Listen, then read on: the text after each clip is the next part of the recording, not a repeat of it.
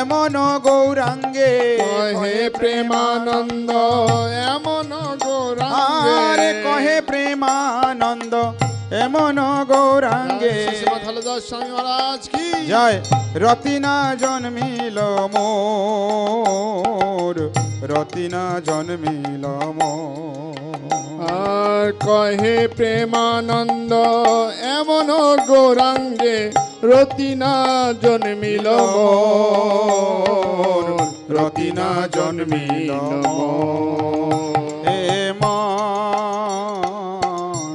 গৌরাঙ্গ বিনে নাহিয়ার, গৌরাঙ্গ বিনে নাহিয়ার। হরে কৃষ্ণ হরে কৃষ্ণ কৃষ্ণ কৃষ্ণ হরে হরে, হরে রাম হরে রাম রাম রাম হরে হরে। হরে কৃষ্ণ কৃষ্ণ কৃষ্ণ হরে হরে, হরে রাম রাম রাম হরে হরে। হরি বল হরি বল হরি বল হরি বল। নিতাই গৌর হরি বল হরি বল হরি বল হরি বল। নিতাই গৌর হরি বল হরি বল হরি বল হরি বল। হরি বল হরি বল হরি বল হরি। হরি নাম সংকীর্তন কি।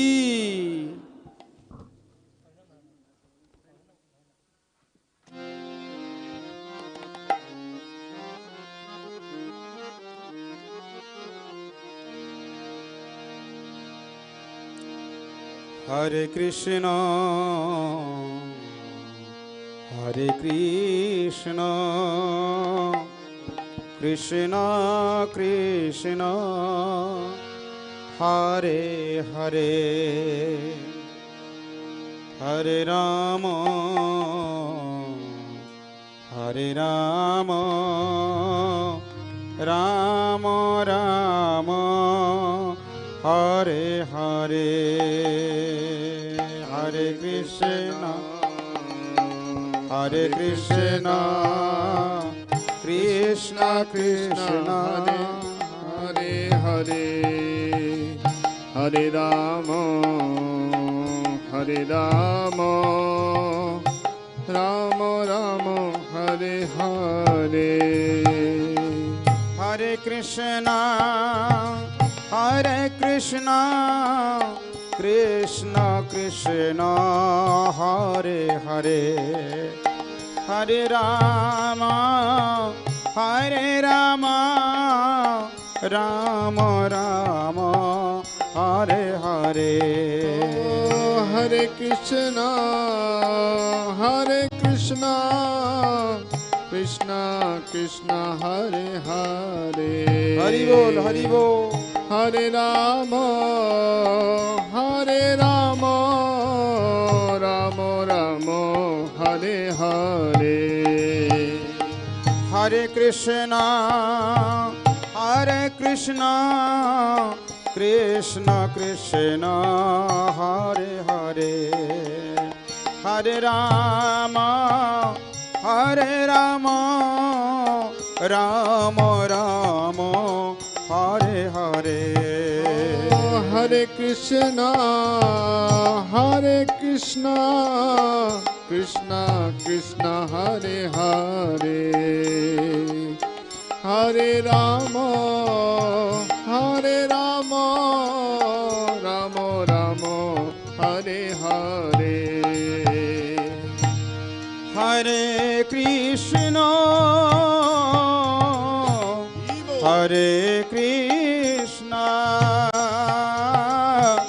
Krishna Krishna Hare Hare,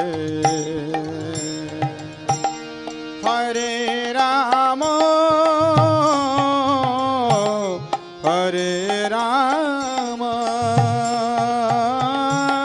Ram Ram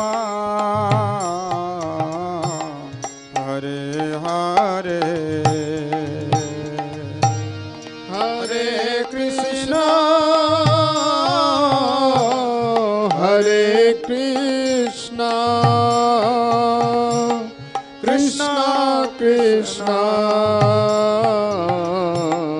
Hare Hare, Hare Rama, Hare Rama, Rama Rama, Hare Hare. Hare Krishna, Hare Krishna, Krishna Krishna, Hare Hare, Hare Rama, Hare Rama, Rama Rama, Hare Hare. Hare Krishna, Hare Krishna, Krishna Krishna, Hare Hare, Hare Rama, Hare Rama, Rama Rama, Hare Hare.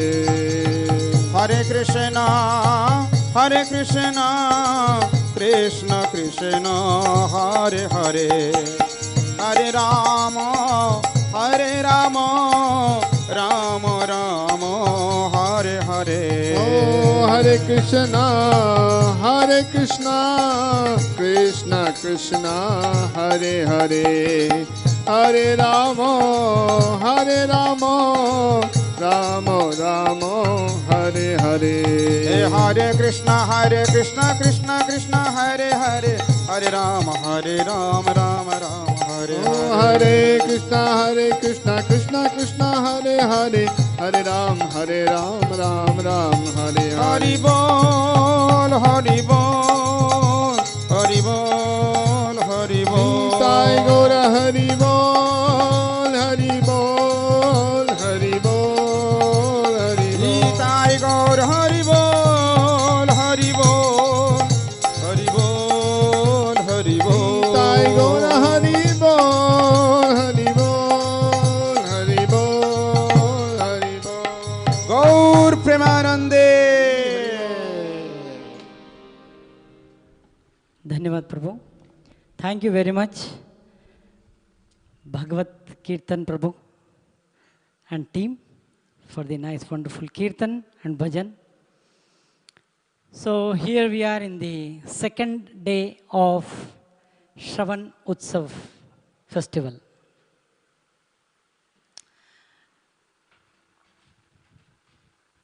We expect that everyone is with their weapons, radio, weapon, FM. আপনারা radio এনেছেন আশা করছি। তো আমরা এখন শুরু করব আমাদের দ্বিতীয় দিনের শ্রবণ উৎসব। তো today we have first speaker, His Holiness Haladhar Swami,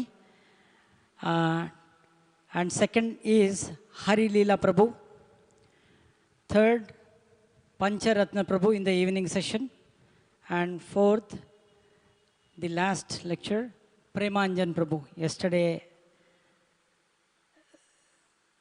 who gave that. So we will welcome to our His Holiness Haladhar Swami by chanting 3 times Hare Krishna Mahamantra once. Hare Krishna, Krishna Krishna, Hare Hare, Hare Rama, Rama Rama, Hare Hare. So who all are attending this program, you are aware that we have lunch prasadam coupon will be given after finishing the second lecture while going out.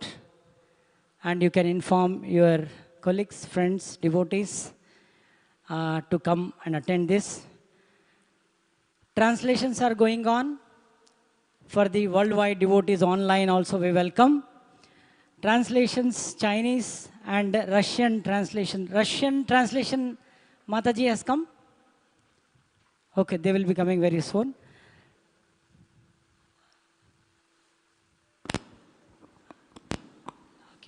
If anybody, आप लोग कोई Hindi translation चाहिए क्या?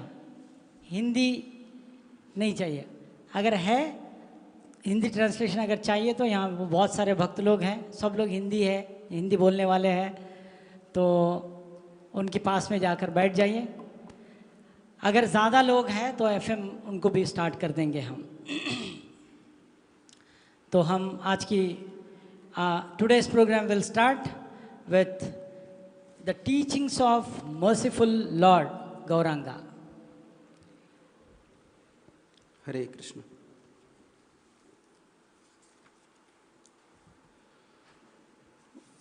ओम अज्ञानतिमिरान्धस्य ज्ञानाञ्जनशलाकया चक्षुरुन्मीलितं येन तस्मै श्रीगुरवे नमः। श्रीचैतन्यमनोभीष्टं स्थापितं येन भूतले स्वयं रूपं कदा मह्यं ददन्ति सोपदान्तिकं। वन्देऽहं श्रीगुरुश्रीयुतपदकमलं श्रीगुरून् वैष्णवांश्च श्रीरूपं साग्रजातं सहगणरघुनाथान्वितं त्वं सजीवम् सद्वैतं सावधूतं परिजनसहितं कृष्ण चैतन्यदेवं श्रीराधा कृष्णपादानुसहगणललितां श्रीविशाखान्वितांश्च। नमो विष्णुपदाय कृष्णप्रेष्ठाय भूतले श्रीमते भक्तिवेदान्तस्वामिन्निति नामिने। नमस्ते सारस्वती देवे गौरवाणी प्रचारिणे निर्विशेष शून्यवादी पाश्चात्य देशतारिणे। हे कृष्ण करुणा सिंधु दीनबंधु जगत्पते गोपेश गोपिका कांत राधा कांत नमस्तुते।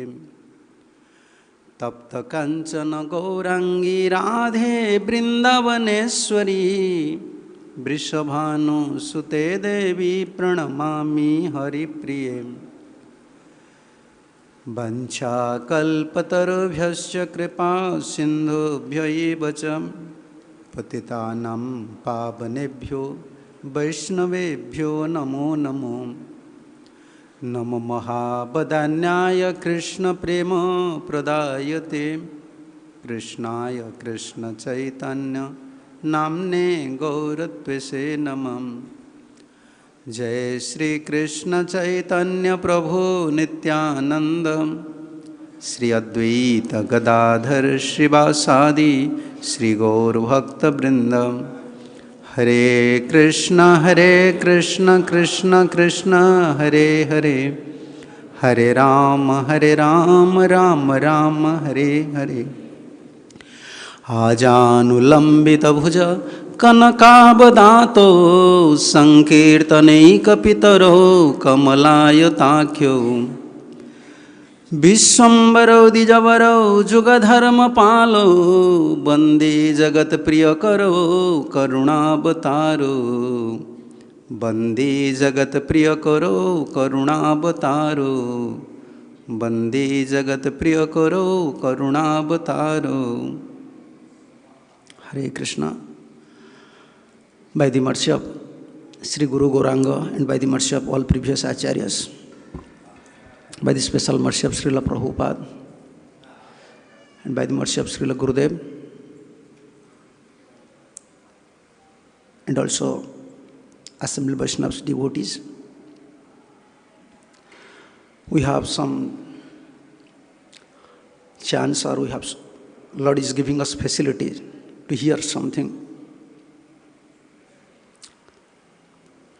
from Chaitanya Mahaprabhu's teachings. Yesterday we are hearing how when Mahaprabhu came, at that time the condition in India, especially social status, it was like paralyzed. And within religion, so many varieties of opinions. Everyone is diverting, adding something. Like speculation is there at that time. we can say clearly, speculation was there. Even within these sampradayas, those acharyas become influenced. They influence these common persons. They add something. Later on, when Chaitanya Mahaprabhu came, because he is the Supreme Personality of Godhead, he knows. And our Goswamis, they knows. When we are discussing these things, be be broad-minded. We are not, because this is, we can say, discussing something from authority source. We are not. I am not speculating something. Like our sampradaya is, always we are saying Brahma Madhya Gaudiya Sampradaya. Actually, our sampradaya is Brahma Madhya Gaudiya Sampradaya, but Gaudiya Sampradaya mostly. We are always presenting ourselves as Gaudiyas. Only Mahaprabhu accept Madhvacharya at that time, because Madhvacharya, in their sampradayas, their achievement is liberation. And sadhana is karmarpanam, beginning from karmarpanam. Suddha Bhakti is not there at that. But Mahaprabhu accept Madhvacharya because they are accepting deity, Vigraha, Lord's form as eternal. Not like Mayavadis. Oh, but our Goswamis, they are you can, one term, my English is not good, please excuse me, they are Rasik. How can you say? They are lover of Godhead. They are not speculator or dry, cultivating dry knowledge. They are very Rasiks.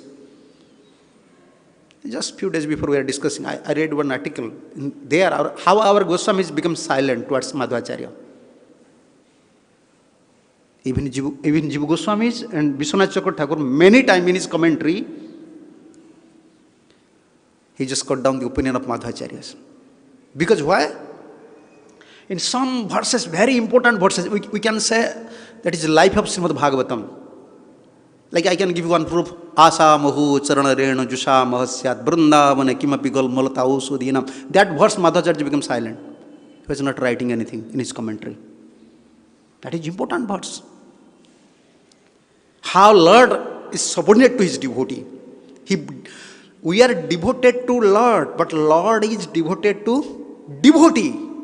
That they don't want to admit. That they don't want to admit.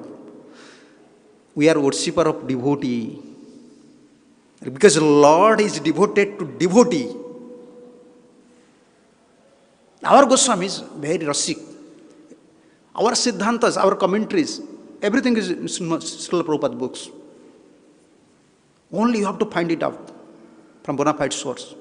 If you read all these commentaries, Sanskrit commentaries, then you compare with Prabhupada books, everything is in Prabhupada books. Therefore, our Gurudev said, everything is in Prabhupada books. There is no need to go outside ISKCON. Yes. There is no need. Go for higher teachings, there is no need to go outside. Just follow your Guru, follow Prabhupada. Everything is there. You have to become enough mature. Don't try to jump over. Okay. In one day I will become Rasik. Forget all these ideas. What is your adhikar? You know your adhikar. What is your desire? You are mostly karma adhikaris. By other way, you can't be free from karma. You can't be free from desire. Therefore, steps are there. That discussion you can find with Rai Ramananda when Mahaprabhu was discussing with Rai Ramananda. So at that time, the condition was very difficult. Like Acharyas nowadays, even when Prabhupada came, faced same problem. Mahaprabhu came, that was very difficult time. So Mahaprabhu, and at that time, you know what happened? Big controversy between Hindu and Muslims. Mahaprabhu's period. Hindu and Muslims in India. Some even Sampradaya Acharyas, I don't want to mention their names, but I have proof, I can give proof. I'm not speculating, I can give proof. Some even Sampradaya Acharyas, their followers, at that time very influential, they're very influential persons. They just diverted to impersonalism. Because to make it balance, there should not be fighting. Okay, you are saying Allah, we are saying Lord, everyone is okay. Everyone is, how can you say? Everyone is one. No problem. Nirvishesh, how can you say? Impersonal. No fight. Don't fight. They think if you establish this philosophy, then Hindu and Muslim they will not fight each other. Mahaprabhu came at that time. Just that time. And another sampradaya at that time also. They took some essence from Hindu, they took some essence from Muslim, and they combined, they form another sampradaya. This is North India. I know. I don't want to mention their name. And still they are very influential. Their songs, many Hindus following. Mahaprabhu said, okay, what I have to do? I have to smash all these nonsense ideas. Because the Supreme Personality of Godhead. Everyone is adding, Mayavadis, they are Mayavadis. Immediately you can recognize him. But if Vaishnava is adding something and subtracting something, is very dangerous. There is a saying, in moral instructor saying, thief, you can recognize a thief. He is a thief. Thief usually doing his job in night time. But if he is sadhu and he became thief, he can do his job in daytime and night time. If you become a sadhu and an influential preacher, you can add something and subtract something. Mahaprabhu said, I want to smash all these ideas. And Mahaprabhu's principle, we can't follow. He's so soft. Mahaprabhu's two principles for preaching. Pritipurna vyavahar, jukti jukta katha. Dealings very sweet. But in philosophy, you will not compromise like sword. Not compromise. We cannot compromise with Sadhu Guru. This is a mutual pleasing world. Bhaktisiddhanta Saraswati Thakur said, mutual pleasing world. Don't say so, I'm going to say very strongly anything. And people will not like you. Mahaprabhu following different principle. He is just very sweetly dealings, but not compromising. When we are compromised with Vaishnava philosophy, when compromised with Acharya teaching means, we are in a fallen stage. You see from Prabhupada, when Prabhupada went to West, he was compromising. He was always used to say simply nonsense, simply stupidity. 70 years. Sometimes he said, I want to kick in their face. Not compromise. He is rejecting all. Karma, jnana, yoga, saying everything nonsense. Only Hare Krishna. Chant Hare Krishna. Someone is just, I was hearing that conversation, someone is asking the question about family life, this one, Prabhupada says, stop sex life. No need of sex life. For this sex life, all these problems is coming. Why you are worried for that thing? Stop it. You see, he's so strong, he's not ever compromised. He's Acharya, we cannot follow him, okay, but we cannot compromise with Acharya's statements, philosophy. Mahaprabhu's principle is like, we are not in that platform, but our source, our authorities, they're bona fide. We have to establish their philosophy. So at that time, this thing is happening. Hindu and Muslims, political religious system was there. Political religious system. This is like a religious system, but politics is there. Therefore, Prabhupada said one statement about a big political leader. He saint among the politician among the saint. He said like that. He never compromised. And Mahaprabhu said, no, that is the time. And Mayavadis, still now, Mayavadis looks like they are performing Bhaktiya in Vrindavan. I am not criticizing Vrindavan. I know in Vrindavan you go to South India side, you see Mayavadis, they are chanting also Radhe, Radhe, Radhe, chanting, speaking Bhagavad Katha. Is it Bhakti? Mayavadi bhasya sunle hoy sarvanas. Finish. They are Mayavadis. They are speaking sweet, palatable word. Huh? Palatable? Very sweet words. Just for money, for prestige. Like you are eating paneer or some dal. That is inside your stomach. When you vomit, or how can you say? Sometimes you are passing air through mouth. The smell will come. You are eating paneer. Dal smell will come. You are eating spinach. Then smell. You can, this smell is coming. Because this is in inside. Mayavad is inside liberation. They don't want bhakti. So whatever they are speaking, that is everything a Vaishnava should avoid immediately. They are Mayavadis. Don't hear from other, even Sampradaya. We have to hear from Sampradaya, like Gaudiyas. जाओ भागवत पढ़ वैष्णवेर स्थाने एकांत आश्रय कर चैतन्य चरणे. Why this Swarup Damodar instruct to this Pandit? Just go and read Srimad Bhagavatam from a devotee who is Chaitanya Mahaprabhu's follower. Others, they don't know Bhagavat. They don't know Bhagavat. If someone is in Kali Yuga, if someone is not following Chaitanya Mahaprabhu, he will achieve pure bhakti? He will achieve Braj Prem? Huh? But he is staying in Vrindavan. He or she is staying in Vrindavan, but he have no inclination to ask Chaitanya Mahaprabhu. He will achieve bhakti? No Braj Prem, no Braj Prem. No, without Mahaprabhu. That we have to know. Mayavadis, they are inside, they have desire for liberation. We should not hear from them. And Mahaprabhu, when Mahaprabhu came, Mahaprabhu showed, these Mayavadis looks like devotee. They are acting like devotee. Very expert Mayavadis. They know how to deal. Very palatable talk. Dealings very sweetly. Walking very nicely like swan. Talking very few words. Dealings very sweetly. And even Vaishnava saying, he's a nice, gentle person. No, they are Mayavadis. They are Mayavadis. They worship also sometimes deities. In Vrindavan you can see Mayavadis worship deity. That is pratik. How can you say? In English, huh? Like, just like presenting, here is Krishna. We are worshipper of Krishna. They don't think that this deity is non-different from Krishna. Why they are Mayavadis? Why they are Mayavadis? There are so many points. One point is that thing.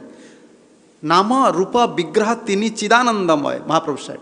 Krishna's name, Krishna's form, and Krishna's deity all are transcendental, but they don't want to admit these things. Therefore, they are Mayavadis. So Mahaprabhu want to reject this idea. They are acting like a devotee.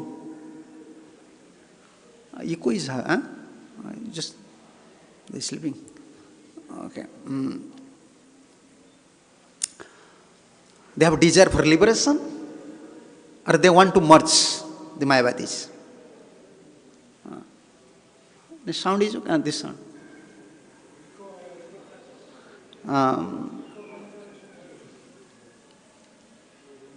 ठीक है तब ठीक है Birgopal Prabhu, okay, please sit down.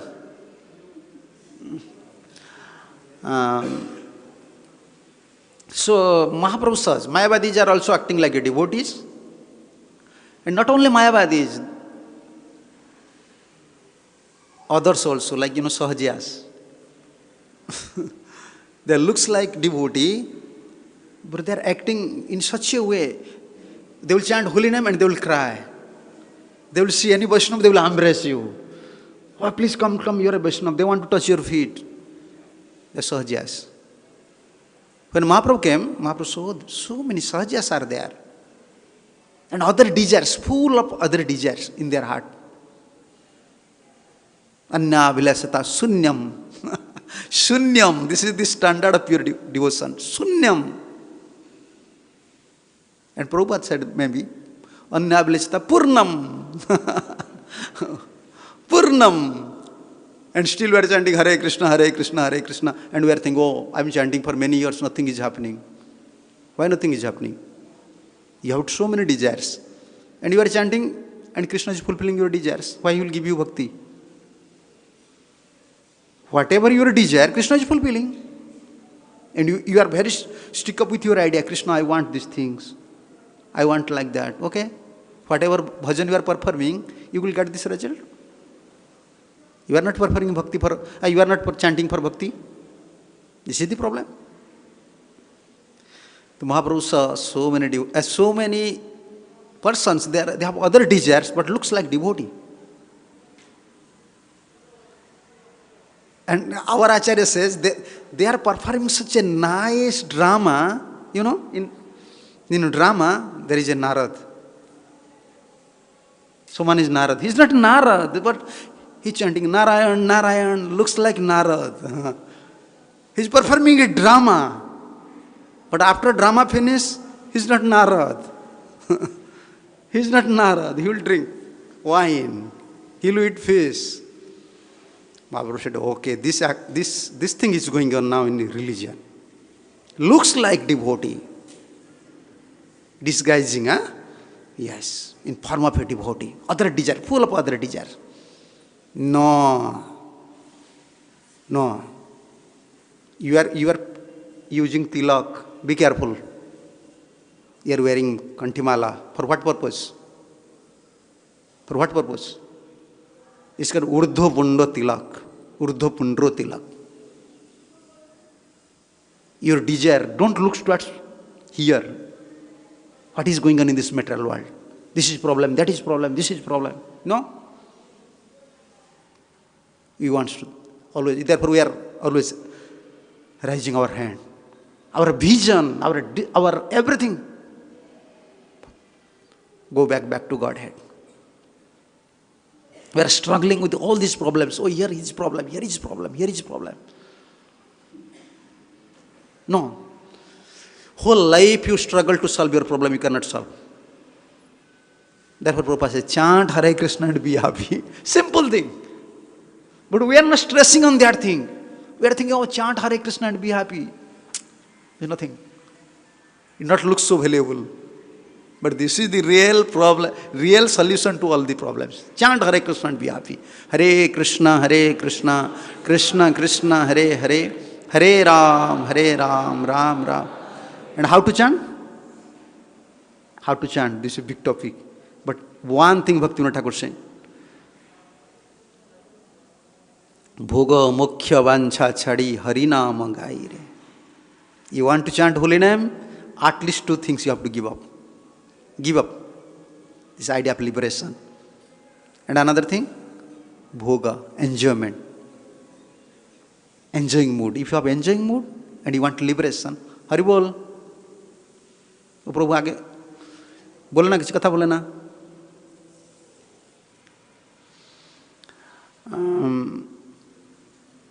Bhoga mukhya. We have to give up liberation and we have to give up this enjoying mood. When you want to enjoy means you are not a servant. We are taking initiation, our name is Das, but we have enjoying mood. How you become Das? A enjoyer may not become Das. He is master mode. You have master mode. I want to enjoy. Like, sometimes devotees saying, I am enjoying prasadam. What? You are enjoying prasadam? No, we cannot use this word. We are not an enjoyer. We are servant. We are servant. It's very difficult job. Very difficult job. We will discuss tomorrow about what is the position of a servant. What should be our position? So Mahaprabhu, at that stage, you see, this is Mahaprabhu's mercy. Mahaprabhu came 1486, 1486. And 1487, after 1 year, Western persons, peoples, they developed desire to come to India. They developed desire. 87. Because Mahaprabhu, he was coming. This message of love will go to West. And how they came to India first? Through sheep. And Prabhupada went west through sheep. Same. They came to take something, some material wealth, and Prabhupada went west to distribute spiritual wealth, prem. After 12 years, first time, this Vasco da Gama, we are at that time we are reading in history. Vasco da Gama, after 12 years, Mahaprabhu's 12 years, he came to India. And after 12 years, Mahaprabhu's appearance 12 years, the printing press, upset, how can I say? Upset printing, it started. That is very helpful for Chaitanya Mahaprabhu's mission. And actually, Vasco da Gama opened the way. How can the east message of Chaitanya Mahaprabhu's love will go to west? And Prabhupada went to west for that purpose. Within this, how can I say, ocean land with sheep. So that part we are hearing now. Now come to another part. But within our sampradayas, within 4 sampradayas, there is always a competition at that time. Who is Supreme Personality of Godhead? Among the incarnations, someone is saying Ram is great, someone is saying Krishna is great. Even they are condemning their philosophies, each other. He said, no, Ram is great. And he said, no, Krishna is great. And Mahaprabhu said, okay, I am Krishna, I know who is great. I know who is great. None of you don't know who is great. I know. I have to establish. We are worshipper of Krishna? Who is Krishna? Supreme Personality of Godhead. Then which Supreme Personality of Godhead? Brajendra Nandana. Mathuresa, no Dwarakesa. This is Mahaprabhu's philosophy. This is Mahaprabhu's philosophy. Nanda Maharaj's son. Nanda Maharaj's son. Why Prabhupada made this katayad in Mumbai? You are ISKCON devotee, but when you are going there, you never remembering sadhu. Why Prabhupada made in Vrindavan such a katayad for Krishna Balram? Why in Mumbai, rather Rasbihari, you see? Katayad.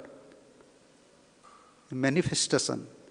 Don't think ISKCON is like a common religion institution. Our Gurudev says this is Chaitanya Mahaprabhu's mission. Chaitanya Mahaprabhu's moment. Don't leave ISKCON. We are ill-fated. My English is good. Ill-fated. Hatta bhagya. We don't have enough sukrutis. We are not understanding. We don't have faith. How Prabhupada, he was a Sikh devotee. He knows everything. Everything manifested. All the principles. And Mahaprabhu want to establish these things. There is always competition, disagreement with sampradayas. Who is great? Supreme Personality of Godhead. Someone is saying Ram, someone is saying Nrsimha, someone is saying Varaha. Through which book Mahaprabhu want to establish this thing? From which books? You don't know? You have to read, scrutinize, Sisi, Chaitanya Charitamrita. When Mahaprabhu went to South India, in Adikesava temple, he found out 2 books. Karnamrita and Brahma Sangita. Mahaprabhu became so happy. Oh, this is the weapon. Now, I will defeat all these sampradayas. Because they want some supported shastra for the Srimad Bhagavatam. Etachansa kalapunsa Krishnastu Bhagavan Swayam. But for that verse, we have to prove from other authorities like Brahma. When your philosophy will become concrete, even Krishna, when he was used to preach in Srimad Bhagavatam, he is quoting authorities. You see? When when Brahma is speaking, he is referring. Sukadev, this is proof. You cannot say Krishna said. No, you have to prove. Devotee also said. This is our parampara. So Mahaprabhu became so happy. He said, oh, this is the weapon to defeat all these sampradayas. Who is Supreme Personality of Godhead? He make its copy. He brought Krishna Karnamrita. You know what? Our Siddhanta, Krishna is Supreme Personality of Godhead. He is son of Nanda Maharaj. He is always residing in Vrindavan. 12 years. Very sweet. No, Krishna is sweet, soft, soft, sweet, very beautiful. It's not like, before Chaitanya Mahaprabhu, everyone knows the essence of Supreme Personality of Godhead is Aishwarya, opulent. But Mahaprabhu said, no, Madhurya. The essence of Supreme Personality of Godhead is Madhurya. What is different between other incarnation and Krishna? No one love his devotee. None of the Lord is love devotee like Krishna. Krishna like his devotee. And devotee also like Krishna.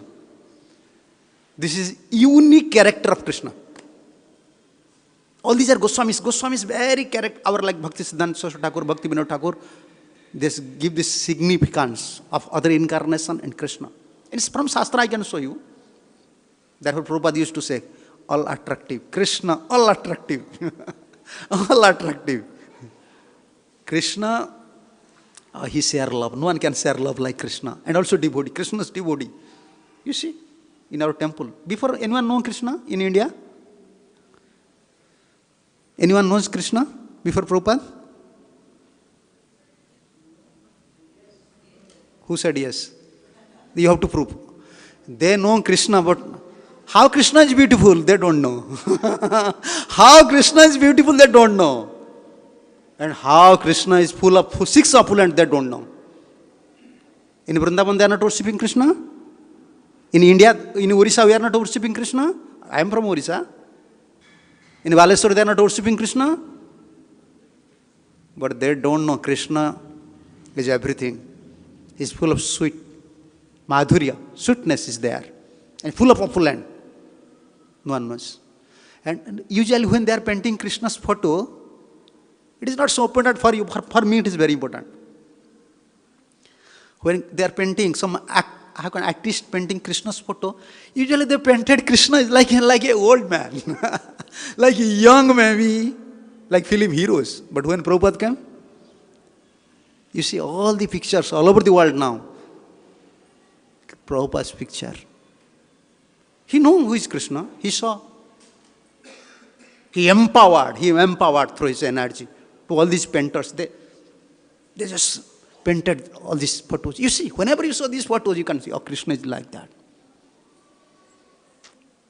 If you want to realize a pure devotee, you can realize through his literature, through his, how can you say, talk, through his institution, through his deity. Whenever you are saying Radha Madhav, if you are not remembering Prabhupada, or you saying, oh, I am just nice turban, Radha is not your. Radha Samsundar is not your. Rasbihar is not your. It's Prabhupada's. It's Prabhupada's. Whenever you see, you have to remember Prabhupada. That is life. That is life. We are not well conversant with Vaishnava tricks, you can say, Vaishnava secrets. We cannot pray to Radha Madhav. We have to pray to Prabhupada. He's your life, please.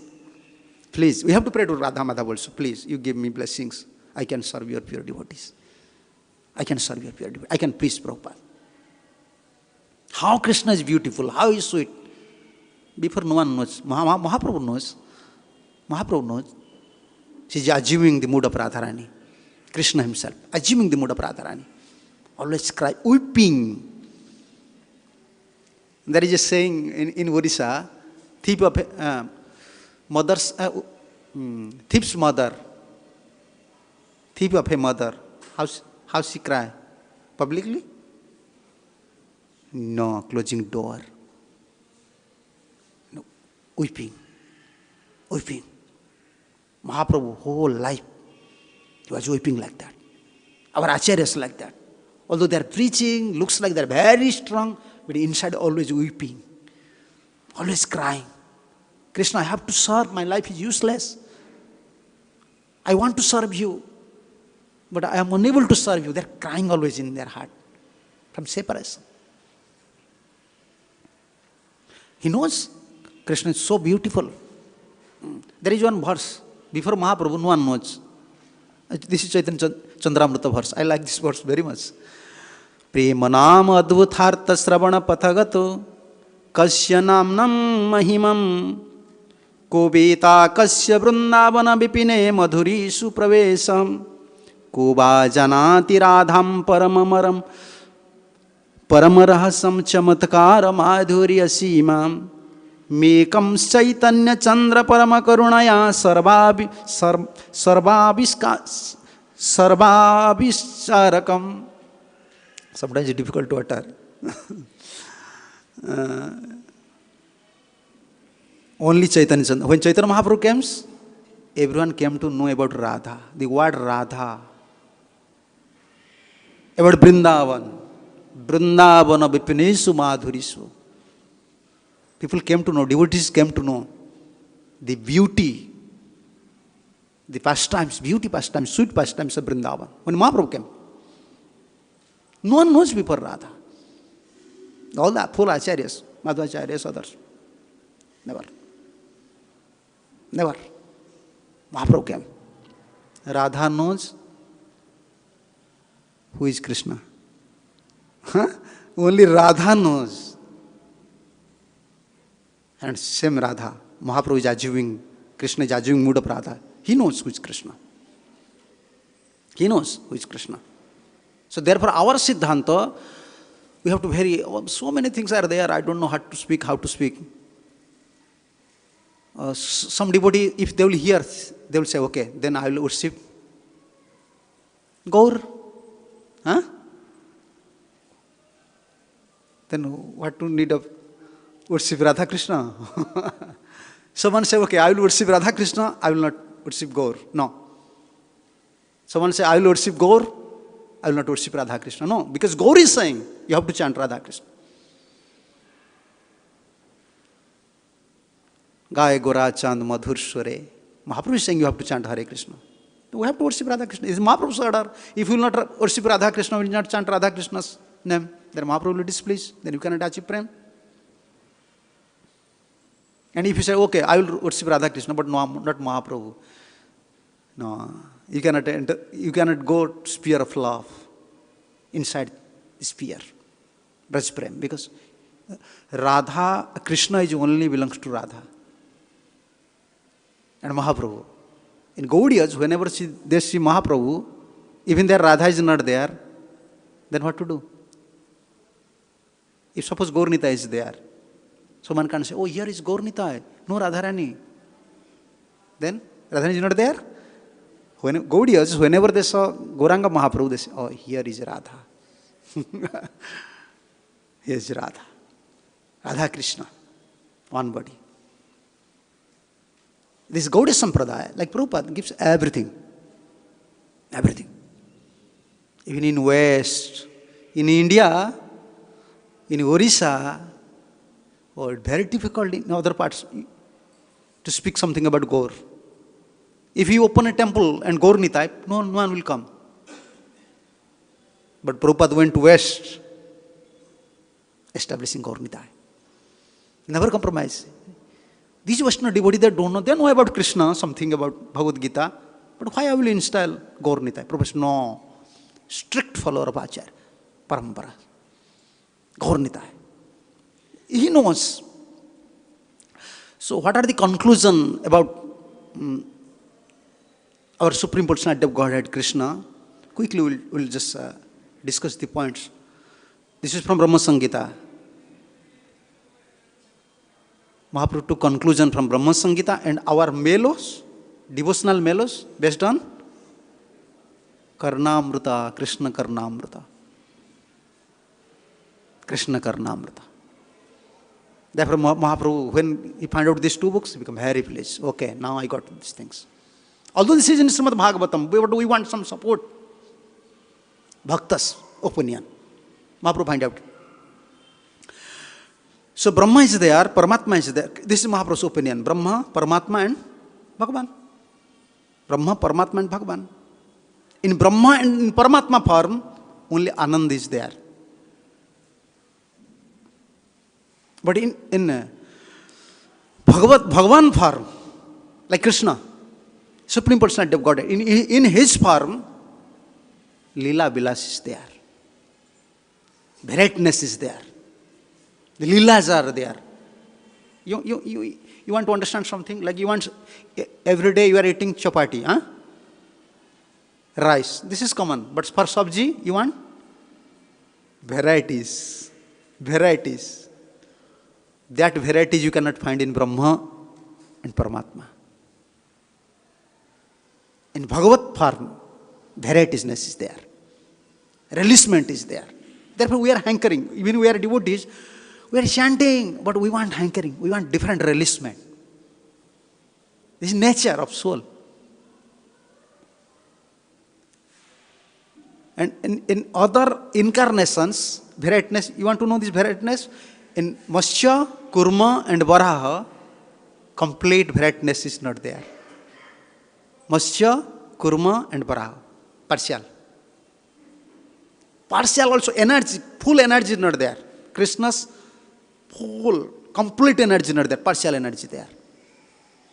And Ram and Nushi, these are the conclusion of Jiva Goswami, Mahaprabhu's conclusion. Then after Goswami is mentioned clearly. Where it is proof. When Mahaprabhu's elaborately described to Rupa and Sanatana, there you can find one verse from Sisi. Sankhepa kailu ami yahara varnan. Mahaprabhu always saying, I just mention you very briefly. But by Krishna's mercy, you just elaborately describe it. That means Mahaprabhu is showering mercy, empowering. Mahaprabhu empowered. Without an empowered system, difficult to realize everything. Mahaprabhu empowered this thing. So, Matsya, Kurma, Varaha, there is Angsik. Angsik means little, not complete. Like you can not half even, 1/4. And in Ram and in Nursing, more. Variedness and also energy, form of energy is little higher. But in Krishna form, complete. But Krishna form is not complete. Dwarakesa Krishna is Purna, complete. And Mathuresa Krishna, Purna Tara, more complete. And Brajesa Krishna, total, full, most complete form. Everything, 6 opulent with sweetness, everything, Madhurya, Sar. And where is proof? In Sisi. Krishnera jataka khela sarvato manara lila narabapu tahara swarupam gopavesa venukara navakisara natavara nara lilar haye anurupa. This is Mahaprabhu said to Sanatana Goswami. Nara lila, just like a human. Before Mahaprabhu, everyone knows Lord is full of opulent. But when Mahaprabhu came, Mahaprabhu said, no, not only full of opulent, full of sweetness, madhurya. Full of madhurya. This is Mahaprabhu's Siddhanta. We are worshipper of Gopavesa, Navakisara, Natavara. You understand? You know, you want to become Prime Minister? Anyone wants to become Prime Minister? Why not? You want, huh? Oh, you'll suffer. You don't know. You cannot eat. Even you go to bathroom, some police is there. Even within the bathroom, you will think about, oh, someone security is there. You don't know what is their conditions. Those are superiors. Their condition is very hasty condition. They cannot go to market. They cannot go to any place. Wherever they will go, bulletproof dress, securities are there. Oh, even you will talk with your wife, still their securities are there. This is life. This is life. Krishna was actually fed up with all these incarnations. He was fed up. He want to play. Krishna is inviting us. Come, play with me, joke with me.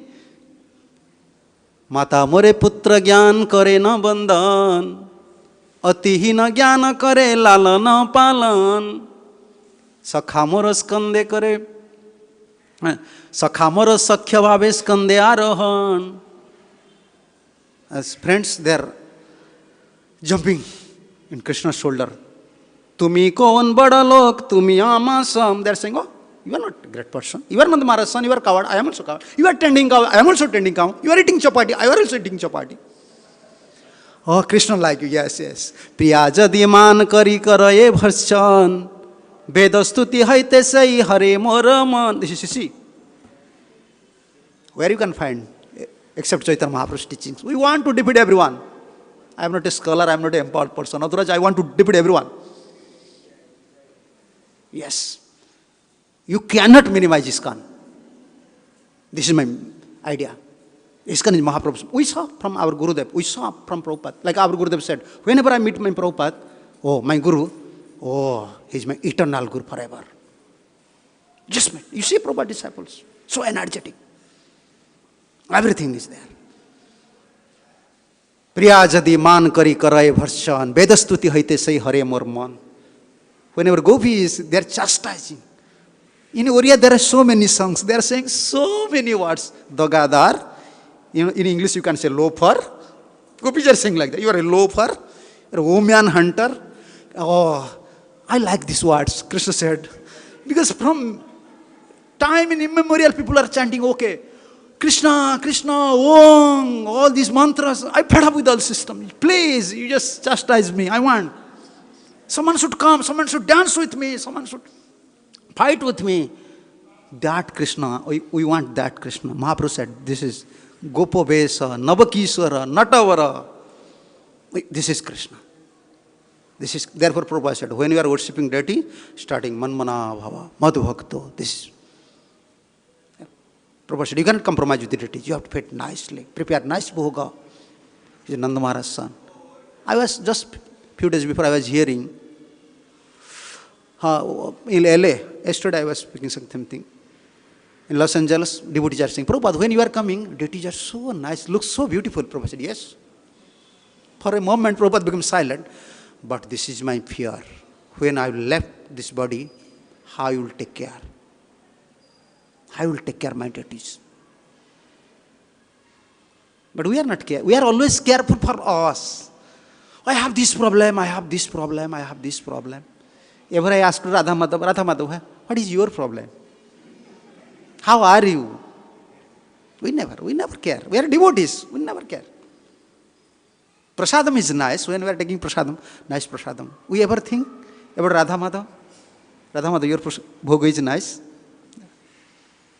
We don't have love, we don't have affection. We don't have love and affection. We are struggling with our lust, anger, greed, desires. Therefore we are thinking, Krishna, help me. But Krishna is saying, please help me. Krishna wants help from us. What is that help? Play with me. Sing with me, dance with me, fight with me. Therefore he liked Braj. I want to tend cows, I want to dance. Therefore he said, I like Vrindavan. I like Vrindavan. And if you want to stay in Vrindavan, you should be a Rasi. You should be a lover of Krishna. You should be a lover of Krishna. Otherwise you will commit offense. They give up this bodily platform, Prabhupada said. A bloody platform, only how to give pleasure to Krishna. This is Mahaprabhu's standard. Mahaprabhu said these things. What to speak of others? He Krishna attract all the incarnations. This is Sanatana Goswami's teachings. All the incarnations, they are attracted towards Krishna's beauty. Krishna's beauty. You want to enjoy your beauty? Anyone wants to enjoy your beauty? Your form? You see in mirror, oh, I want to enjoy my form. You want? No, everyone wants, others should enjoy my form. Therefore, everyone is just dressing nicely, looking nice. Oh, someone will enjoy me. But when you see your form, any hero, anyone, you saw his form, you say, oh, I will enjoy my form. No one should touch my form. I will enjoy my form. Only I have right. Anyone is saying? But Krishna developed desire. He's so beauty. So beauty. And you see, 8147 Madhyan Lila. Apana madhurya hare, apana raman, Apana apani chahe karite alingan. In Dwarka, whenever she in pillar, which pillar? Pillar, jewel, huh? Jewel. And Krishna sees reflections. Who is this guy? Krishna looks, who is this guy? Krishna is black? Prabhupada said, black. Prabhupada know who is Krishna. Prabhupada, black generally not looks nice, but Krishna is transcendental. Although he is black, still he is beauty. He will always debating. Devotee saying Krishna is black. Prabhupada said, yes, Krishna is black, but Krishna is transcendental. Although he is black, he looks so beauty. So whenever Krishna is within pillar, this is our tendency also. Whenever you see, even in mobile, I saw, in train, mobile, there. This is monkey tendency. Don't blame me. This is monkey always. If a monkey find out one mirror, whole day he will not eat anything. You know, you want to see, oh, I am so beautiful. Always eyebrow is just making up and down, up and down. All are monkeys, always seeing his form. You don't know your form. Full of stool, urine, blood, lust, anger. Everywhere you can see mirror. Bathroom mirror. Everywhere you can see mirror. You want to see your form, but you cannot enjoy. You are such a fool. You are giving time, you are giving energy, you are giving money, and other will enjoy you. You cannot enjoy. But Krishna said, oh, who is this guy? I want to enjoy. Who is this guy? Apana apane chahe karite alingan. Krishna is so beauty, so beauty. Oh, I just, one lila came to my mind. Krishna don't like, Radharani also don't like this opulent. But when there is no other way what to do, like we are worshipping Radha Madhav, if you have opulent mood towards Radha Madhav, what Radha Madhav can do? He will accept, but he like sweetness. Sweetness. You know, when Govinda appeared, Rupa Goswami, by Rupa Goswami's devotion, our acharyas, they are so prominent.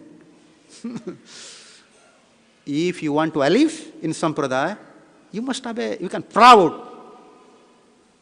Why we are so weak? We are not proud for our father, we are not proud for our forefather, grandfather.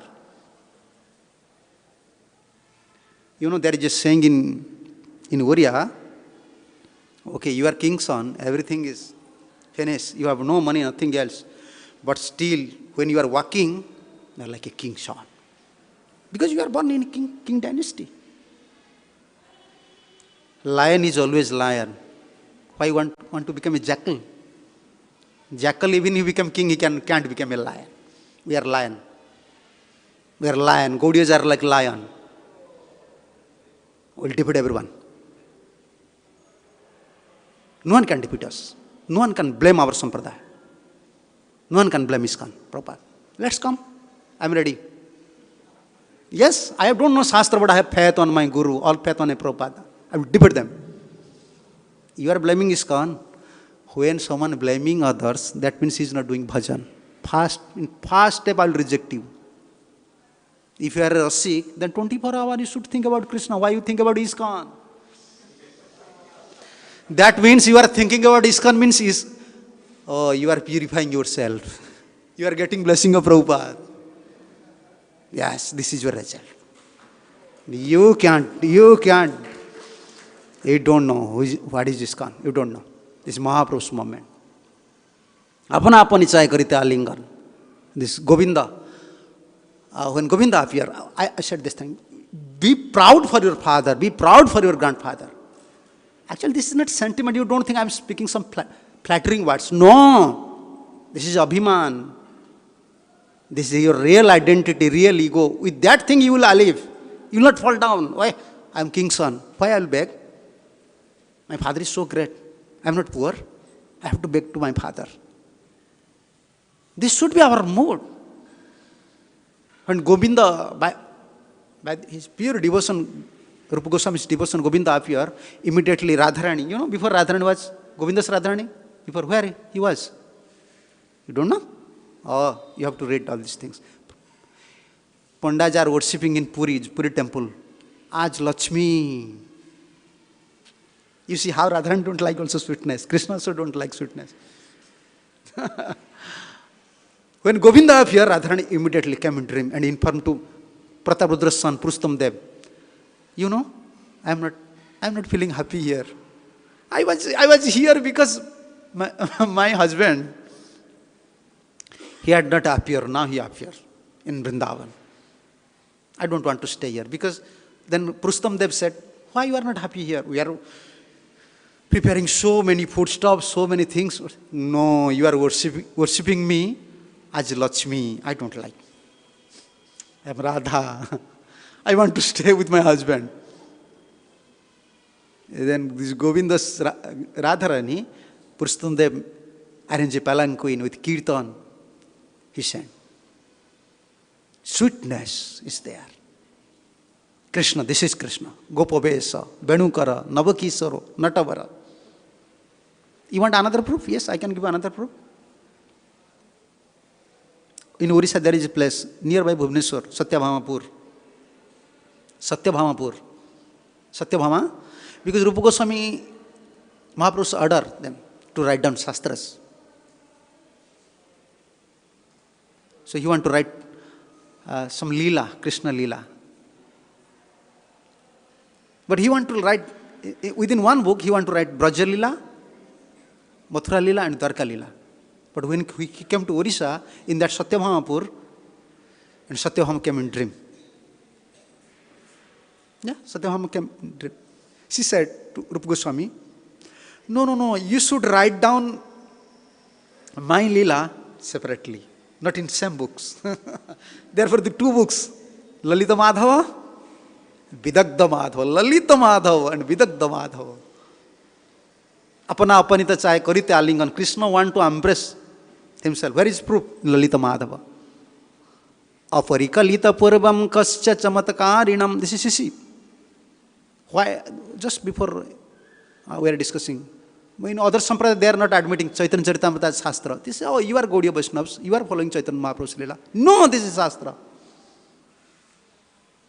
Chaitanya Charitamrita is Bhagavatam or not?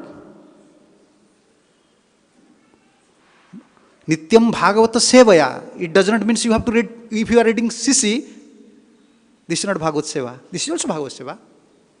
Any Shastra, it supports Srimad Bhagavatam. Reference is there. Siddhanta is there. This is Bhagavatam.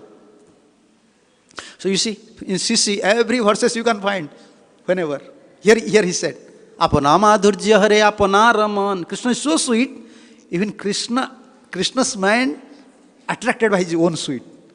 Apana apane chahe karite alingan. He want to embrace himself. Where is proof? Immediately, Lalita Madhav. Aparikalita purva kascha chamatkarihi. Spurati mama garyanaye samadhurya puraha. Ayam aham api hanta prekhya yam lubdha cheta. Sarabhasam upabhaktu kamaya radhikeva. Oh, now I understand why Radharani, she's mad always. Why she's mad always? Oh, for my this beauty. When Krishna saw his own beauty on this pillar, jewel pillar, this is Lalita Madhava. So Rupa Goswami came and to Orissa, that place, Satyabhamapur, immediately near Bhubaneswar. Satyabhama said, no, you just write down my all Leelas separately. But Rupa Goswami in a dilemma, what to do? Satyabhama came in dream and she's giving me this order. Then went to Puri, and one day Mahaprabhu came and said to Rupa Goswami, Rup, he likes. Sri Chaitanya vanabhishtam stapitam yena bhutale. Rupa Manjari. He knows the Mahaprabhu's mood. What is disciple? What is disciple? We are disciple, but we are not, how can I say, disciple's mood is not there. Shishatva. There are many, Shishya is there, but Shishatva is not there. Shishatva, you understand? I don't know the English proper. We are a disciple, but the real mood of disciple. When we enter to heart of Guru, first class disciple, second class disciple, third class disciple, fourth class disciple. Prabhupada, first class disciple. First class. Manobhishtam, he knows, oh, this is my Guru's. everything manifests. How to write books, how to build temple for 10,000 years, how this mission will continue. Everything revealed. Everything revealed. This is Manovishta.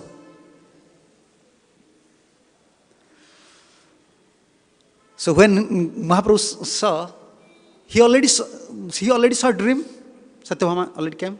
And Mahaprabhu came. Mahaprabhu one day said to Rupa Goswami, this is Sisi, Antalila 165. Krishnera bahira nahi kariya braja haite braja chhadi Krishna kabhu na jana kahan te. Do not try to take Krishna out of Vrindavan. Because he was writing, do not try to take out Krishna from Vrindavan. Gopesa.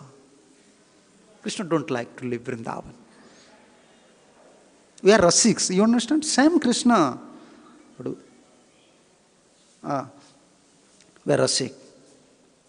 Our mood is different. Our mood is different. We are worshiping Krishna. Someone say, oh, what is Dwaraka's Krishna? What is Mathura's Krishna?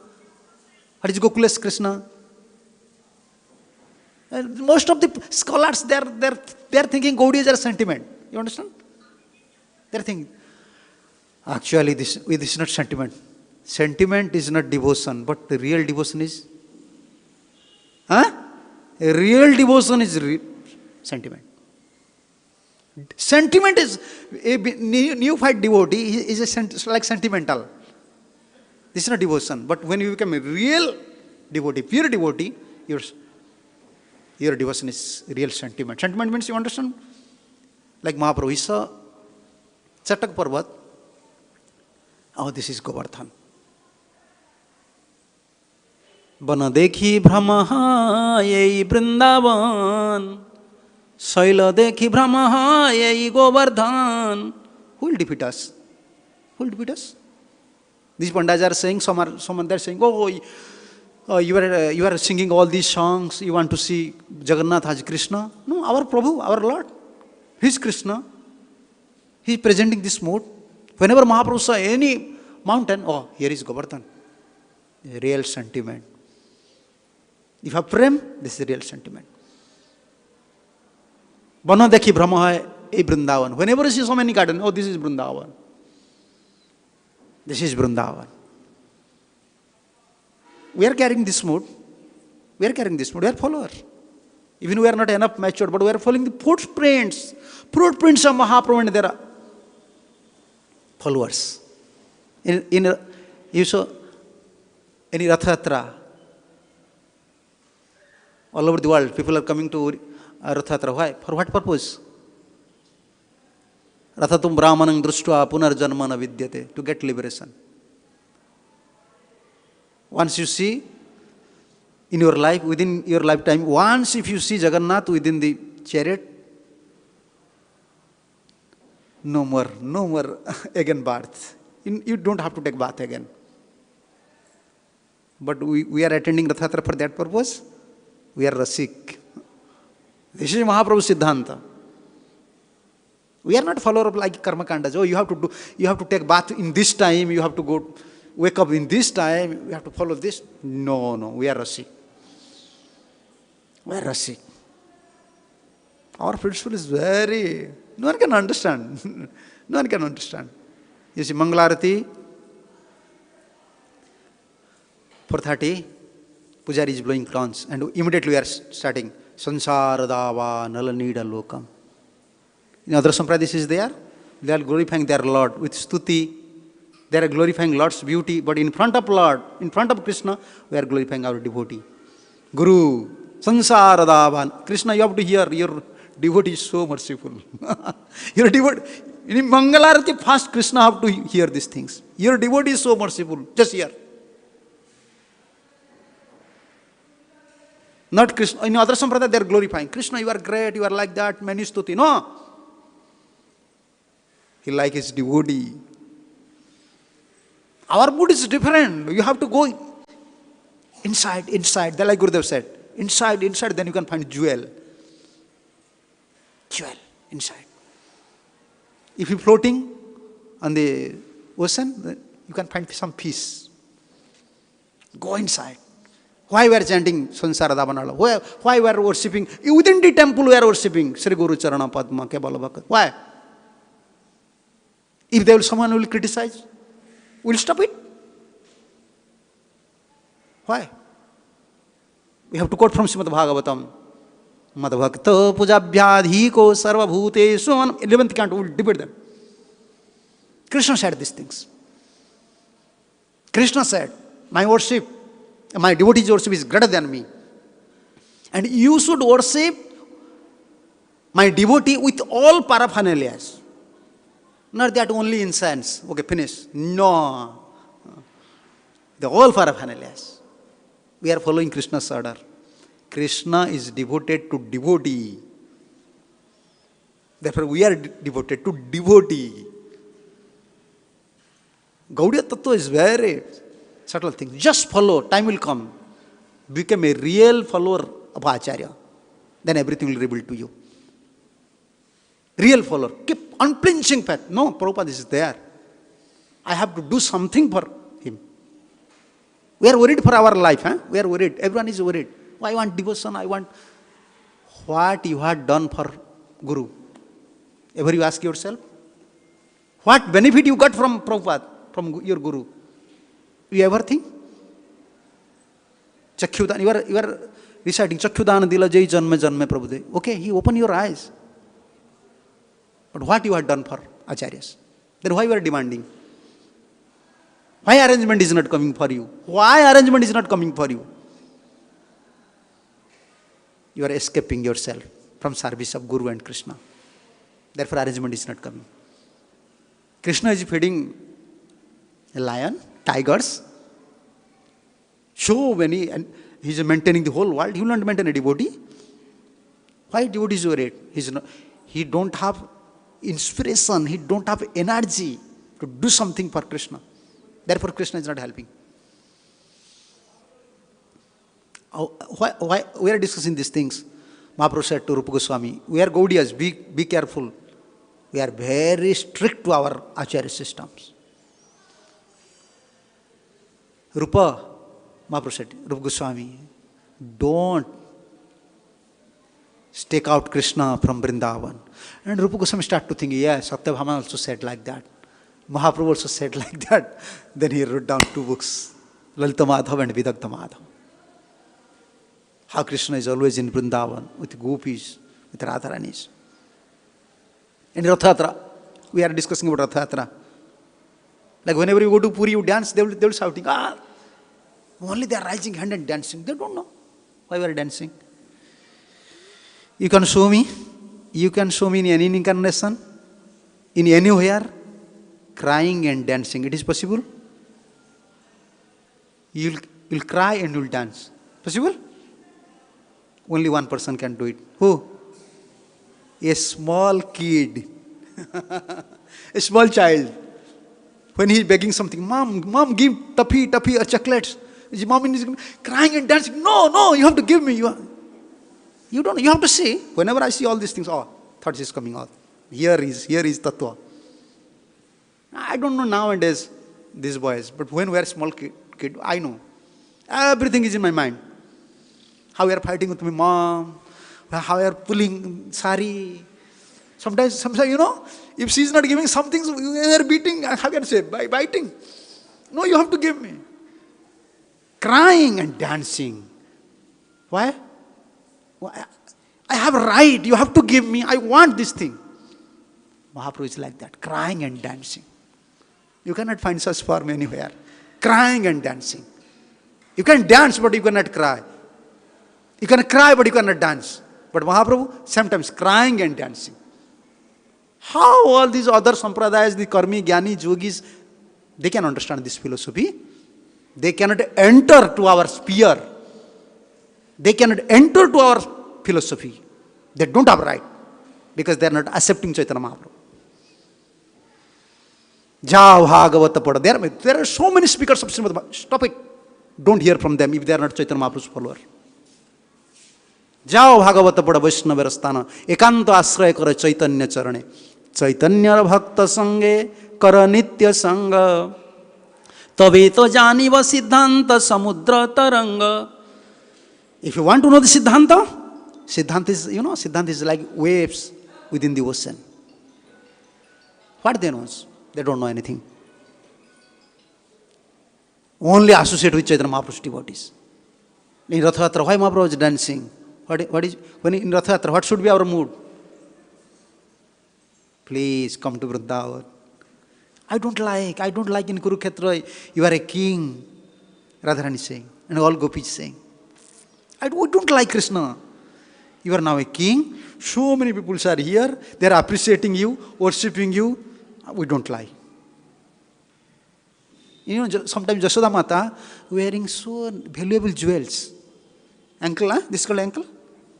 Bankle. Oh, I don't know. My English is not good. Bankles. So many things. Earrings, chains. And whenever Krishna went to tending cows, friends are saying, Krishna, this is not so good. You are not look so good. You are not looking so good. They just take it out. They just take it out. And bringing the flowers from Vrindavan.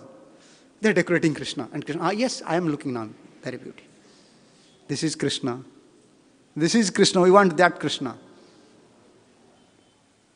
And Mahaprabhu, when he was dancing, he sang same thing.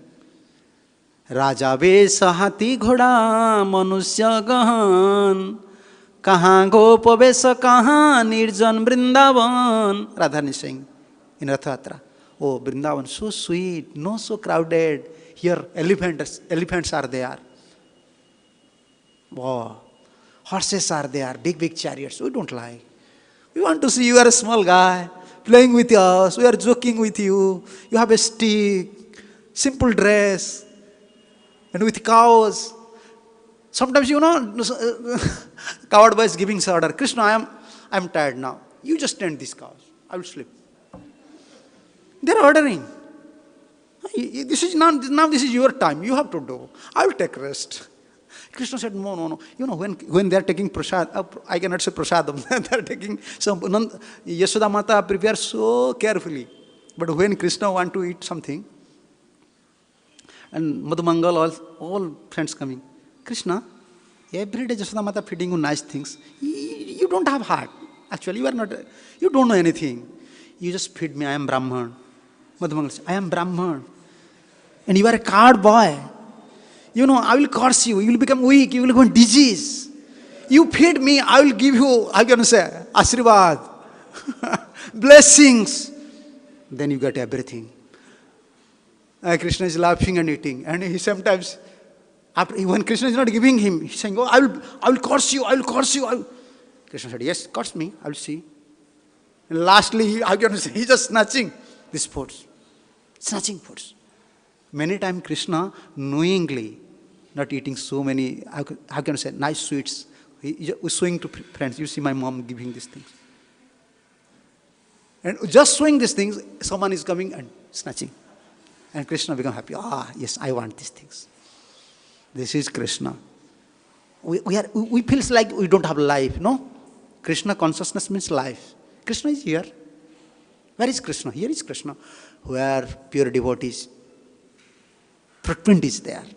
You don't know. I have small realization.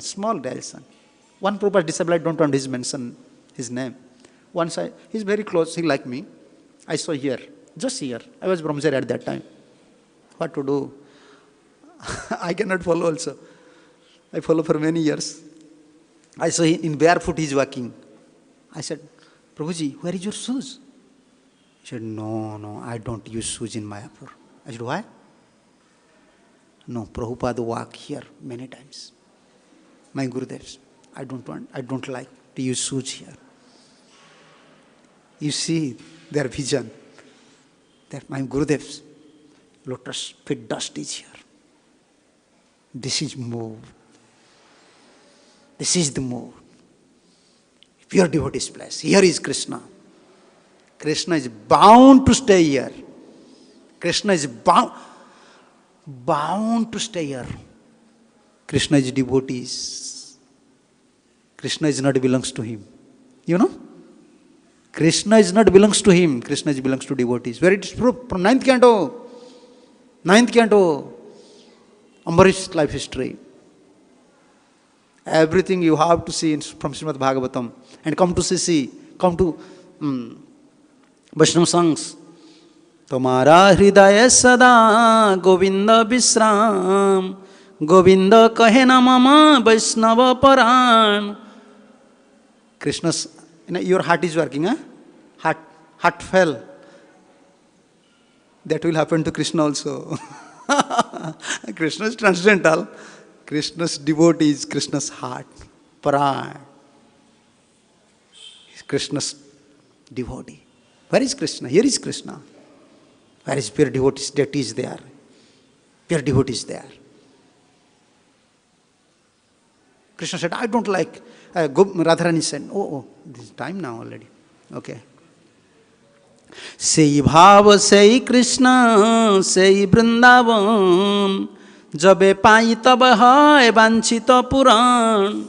This is the mood of Gaudiyas in Rath Yatra. We are follower of this Krishna. Sei Vrindavan. We want that Krishna. We want that mood. Radharani is saying. We want that Vrindavan. You should come with us. Don't stay here in Kurukshetra. With that mood, they are pulling the chariot. We are following the same principle. So therefore, today we are discussing these things. Mahaprabhu, because within the Sampradayas, there are so many disagreements. Someone saying Narayan is Supreme Personality of God. Someone saying Ram. Someone saying Nrsimha. Someone saying Mahaprabhu known Krishna. And Brajesa Tanaya Krishna. Aradhya Bhagavan. Brajesa Tanaya Taddhama Vrindavanam. This is Mahaprabhu's. This is Mahaprabhu's. So how to achieve Krishna? Brajesa Tanaya Krishna. Tomorrow we'll see. Tomorrow we'll hear. What is Mahaprabhu's union? What is the beginning stage? From where we'll start these things? From Mahaprabhu's teachings. From where? Okay.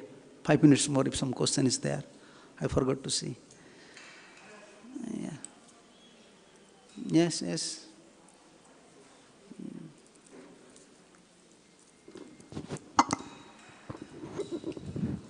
Maharaj, Dandavat Pranam. Maharaj, I have some misgivings on this Chaitanya's Mahaprabhu's story, Maharaj. So the first one I can put you.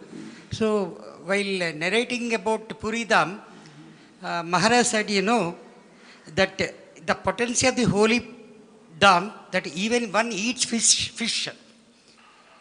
So it is the same as eating vegetarian food offered in sacrifice.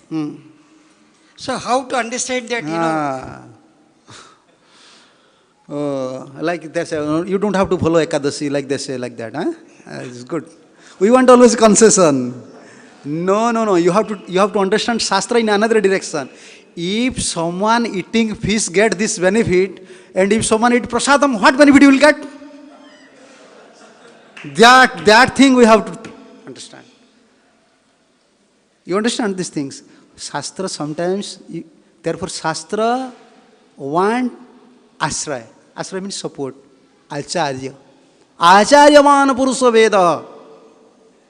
If this is in glory of Srimad, in Sri Kshetra, someone can eat fish, then it gives result of eating Mahaprasad.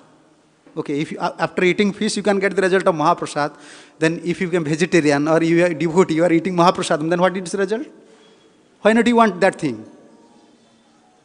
Yes, we will finish now this time. You got 2 minutes, you can say. Yeah.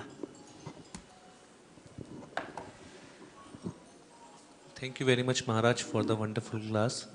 Maharaj, like Chaitanya Mahaprabhu took Brahma Samhita for the establishing Siddhanta.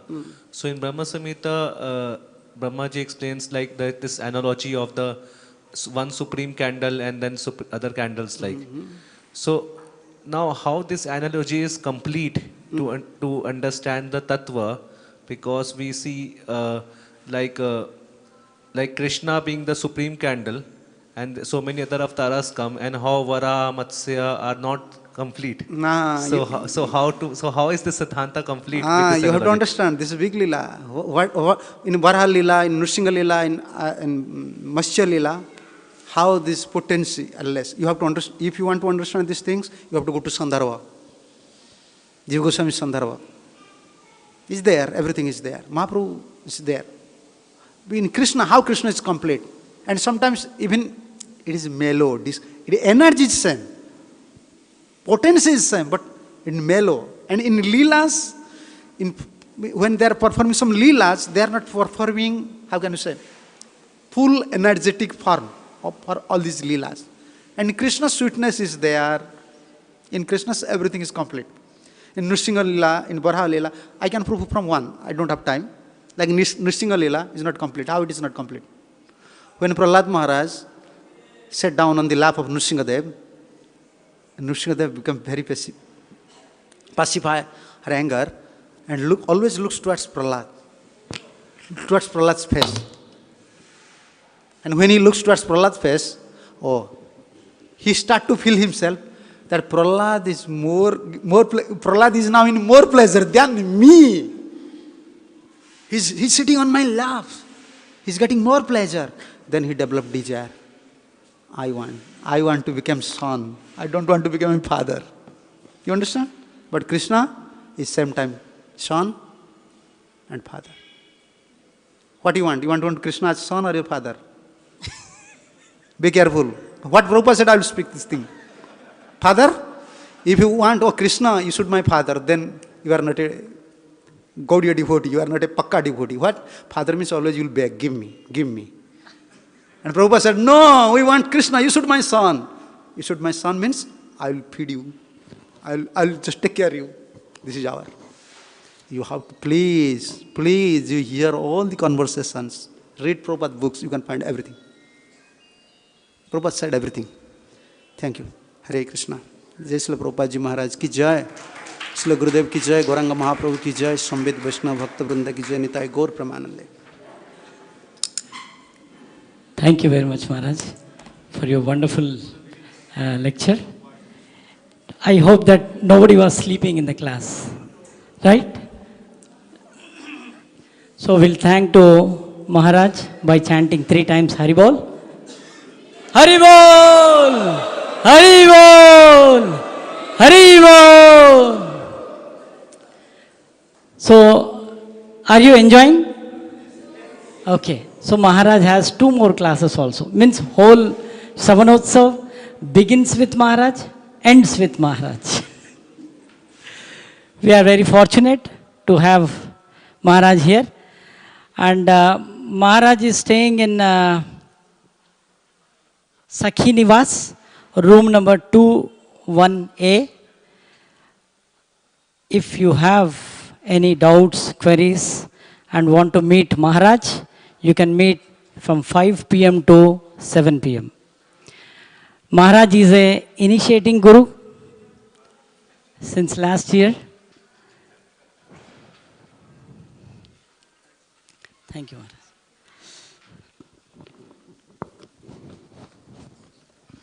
Okay.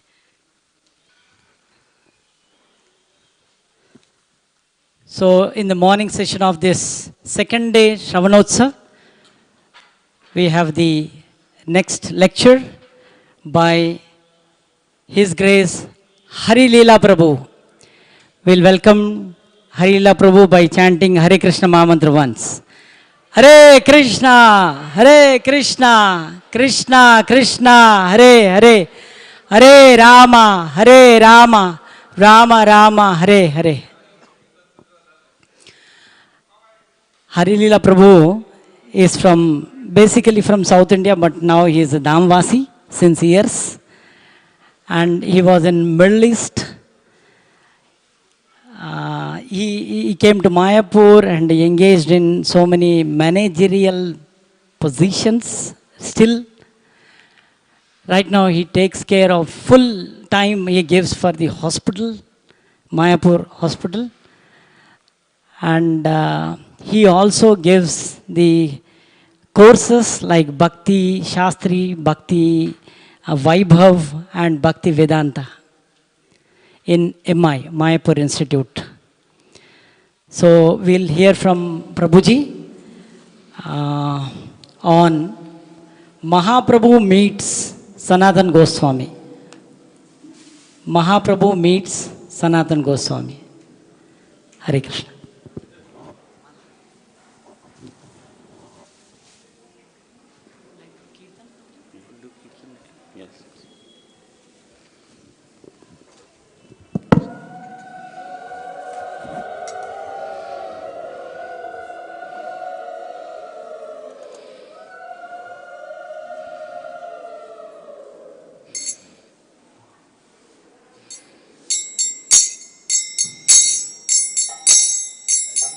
जय राधा माधवा जय कुंज बिहारी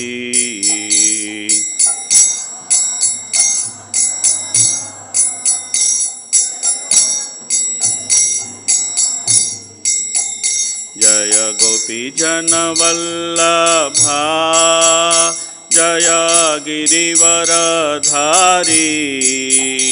जय गिरिवरधारी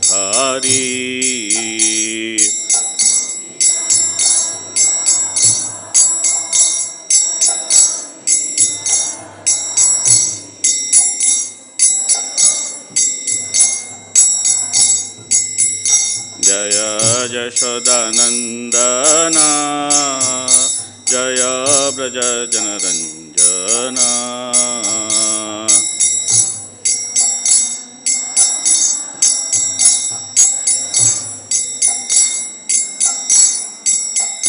जय यमुनाधीरवनचारी जय कुञ्ज बिहारी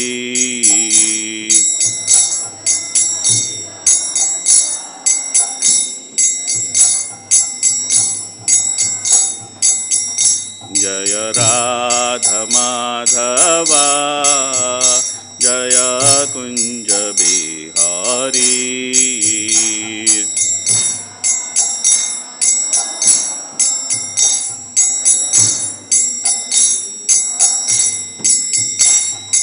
जय जय श्री चैतन्य जय नित्यानंद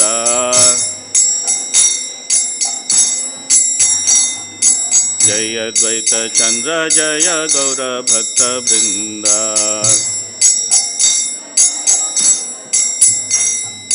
जय जय श्री चैतन्य जय नित्यानंद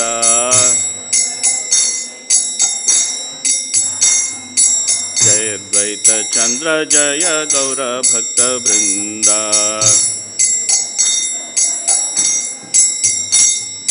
जय जय श्री चैतन्य जय नित्यानंद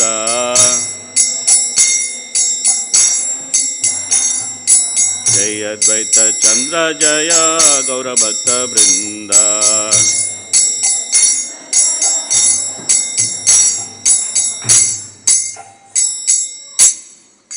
हरे कृष्ण। श्रील प्रभुपाद की, श्री श्री राधा माधव की, नरसिंहदेव भगवान की, पंचतत्व की, गौर प्रेमानंदे। Hare Krishna. So, I came a little before. I was hearing Stolness Haladhar Swami Maharaj's wonderful explanations of Lord's pastime. And I thought it's better to sit and hear rather than to speak, because hearing is more sweeter than speaking. Anyway, we have some duty to do, so just do it. Let's do the Mangalacharan.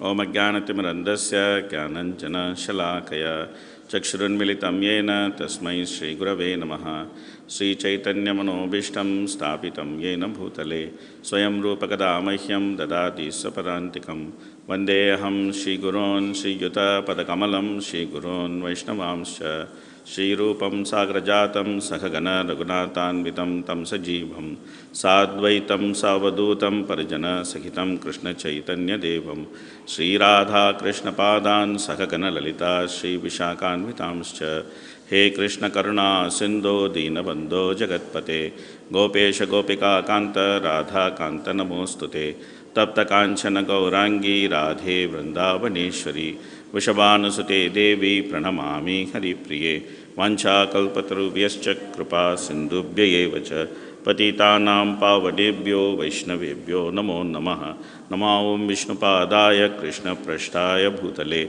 Srimate Bhakti Vedanta Swamin Iti Namine Namaste Saraswate Deve Gauravani Pracharine Nirvishesha Shunnavadi Paschaitya Deshatarine Jaya Shri Krishna Chaitanya Prabhu Nityananda Sri Advaita Gadadhara Shiva Sadi Gaura Bhakta Vrinda Hare Krishna Krishna Krishna Hare Hare Hare Rama Rama Rama Hare Hare Namo Vishnuaya Krishna Prasthaya Bhutale Shrimate Jayapatala Swami Nityanamine Namacharya Padani Taipapadaine Gaurakata Damadaya Nagaragram Tarine Mukam Karoti Vachalam Pangam Langayate Girim Yatkapatamaham Vande Shri Gurum Dinatarinam Paramananda Madhavam Sri Chaitanya Mishwaram Kathanchana Smrite Yasmin Dushkaram Sukaram Bhavet Smrite Pritam Syat Sri Chaitanyam Mamitam Hare Krishna.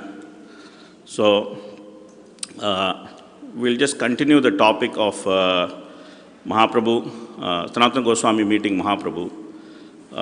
I started this topic the last Sravana Utsav. I was thinking that, somehow foolishly, I was thinking that I would start the topic and finish it. But when I started the topic, then I understood that the topic is something which we cannot finish in 2 sessions. So this time, when the organizers asked me that what do you want to speak, so I said I will just continue the topic because it was left halfway through. So for me, it is a continuation of what I spoke last year. But still, in order to catch up, I'll just explain in brief what has happened till now, more as an event than as the nitty-gritties of the event. Because the nature of Mahaprabhu's pastime with his associates is to practically show how to surrender to the holy name. So the events can be described in like 5 lines or 10 lines. But the depth and import of those events, it is very difficult to fully understand. Even to the extent of one's realization, one can understand the depth of the events. I don't have much realization, so I will not be able to understand or explain the entire depth of those things. But whatever is up to my understanding, I have tried to explain. But even that is substantial.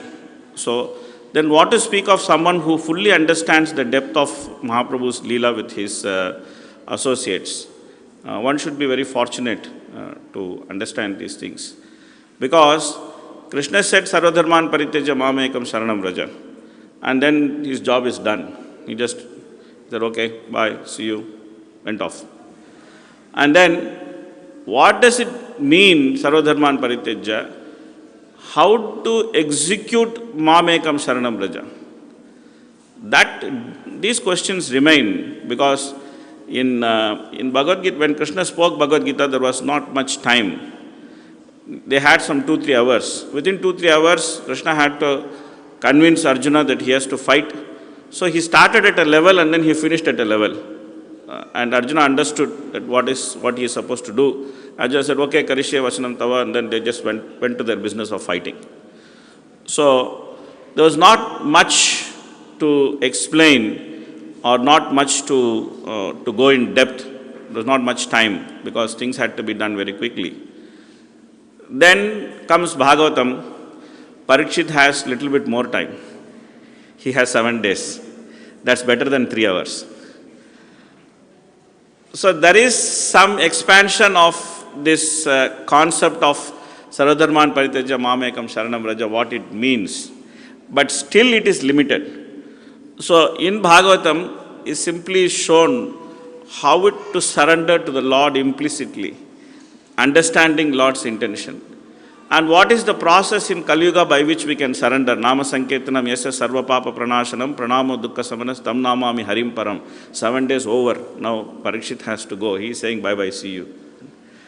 But how to surrender to Nama Prabhu in Kali Yuga with all the frivolities of Kali Yuga, with all the difficulties of Kali Yuga, and with all this Kali Yuga mind which cannot stay stable for one moment, it cannot concentrate, nothing it can do. With this situation, in this situation, how to surrender to Nama Prabhu, how to get the highest mellow, or how to get that rasa, what to do, what is the process, it's a mystery.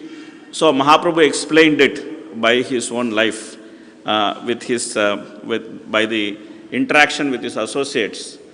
So now he had enough time. He had a short lifespan where he could explain everything. So therefore, when we study the interactions of Mahaprabhu with his associates, it is highly instructive.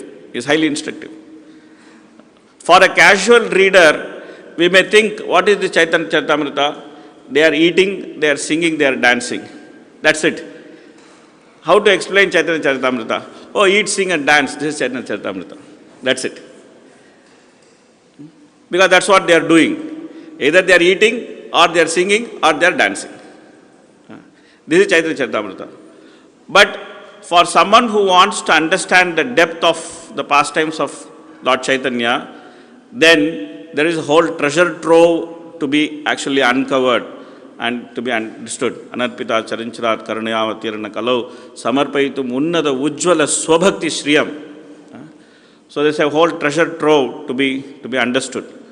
So especially this particular pastime of Sanatana Goswami meeting Chaitanya Mahaprabhu is very instructive about what is the duty of a disciple, how a disciple should be. All of us are disciples, all of us are meant to be disciples.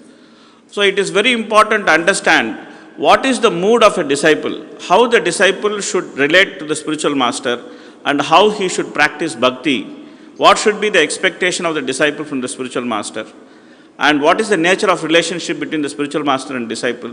It's very elaborately explained in this pastime. So we are more or less halfway through in this pastime, and I am hoping against hope that in this Shravan Mela I will finish this chapter. We don't know, we'll see. If not, then if next Shravan Mela, if they allow me to speak, I'll just continue.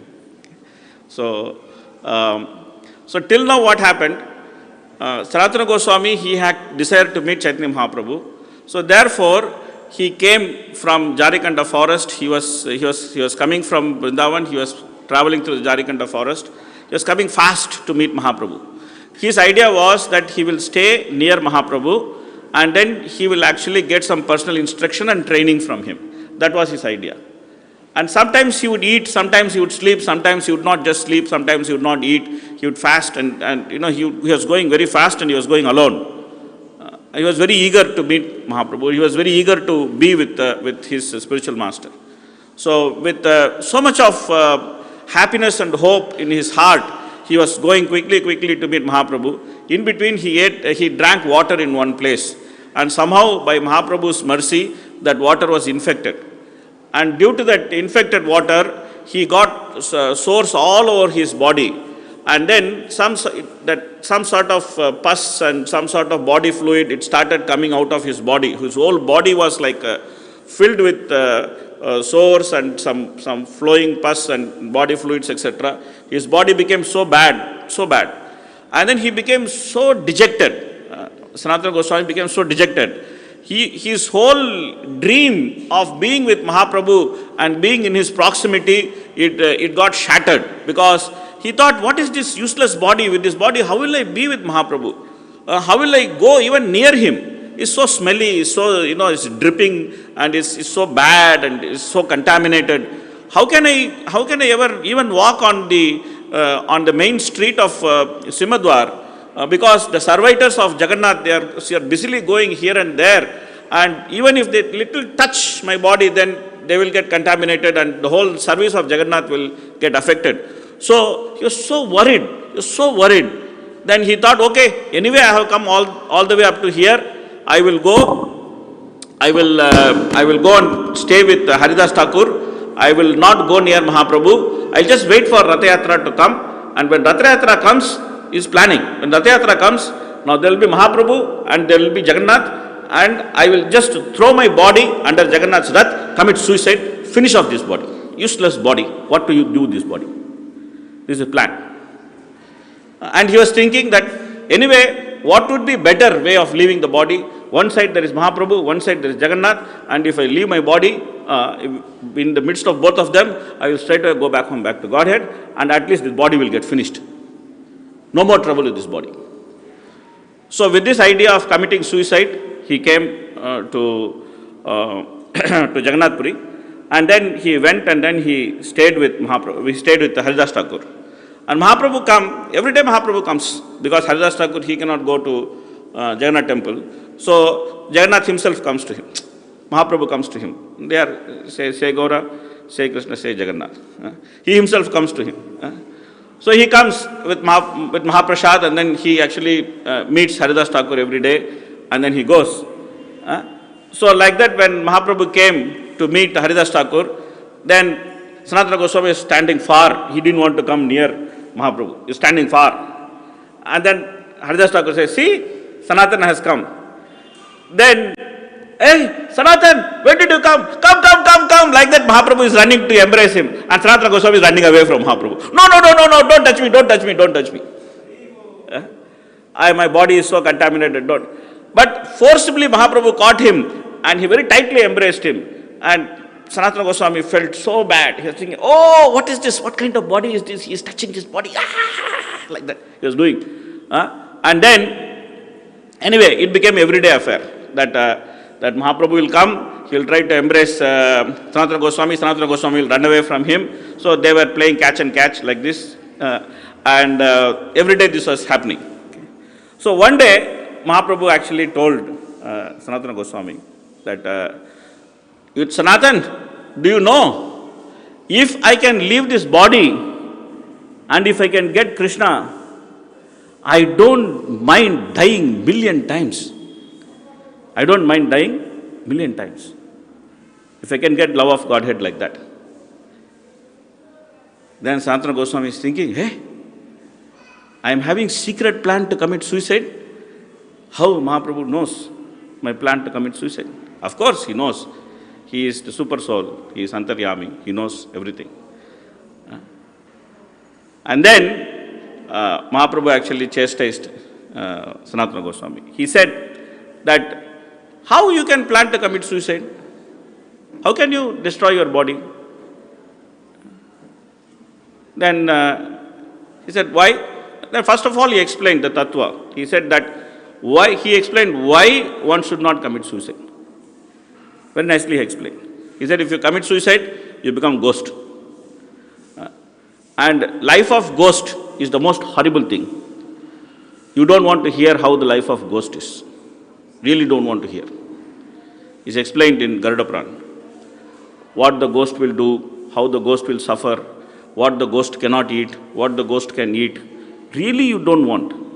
Anybody who has any idea of committing suicide, they should be told that how the life of ghost will be. Better to live and suffer than to die and suffer. A person who is wanting to commit suicide, he is thinking living is suffering, so let me die. But if he understands how he will suffer after becoming ghost, he will decide it is better to live and suffer than to die and suffer. So life of ghost is so horrible. It cannot be explained in words what kind of horrible life it is. Of course, Mahaprabhu did not explain in detail because Sanatana Goswami knows Shastra. He explained to him that you cannot do like this. And the second thing he explained to him, very important, you cannot force Krishna to give his mercy. You cannot force Krishna to give his mercy. You cannot think that I will plan in such a way that Krishna has to give me my mercy. No, Krishna is Supreme Personality of Godhead. He is simply dependent jiva. We are dependent on everything to Krishna. We are so dependent on Krishna that in third canto of Bhagavatam, Maitreya very nicely explains to Vidura that even to forget Krishna, we need Krishna. We are such dependent people. We cannot even forget Krishna on our own.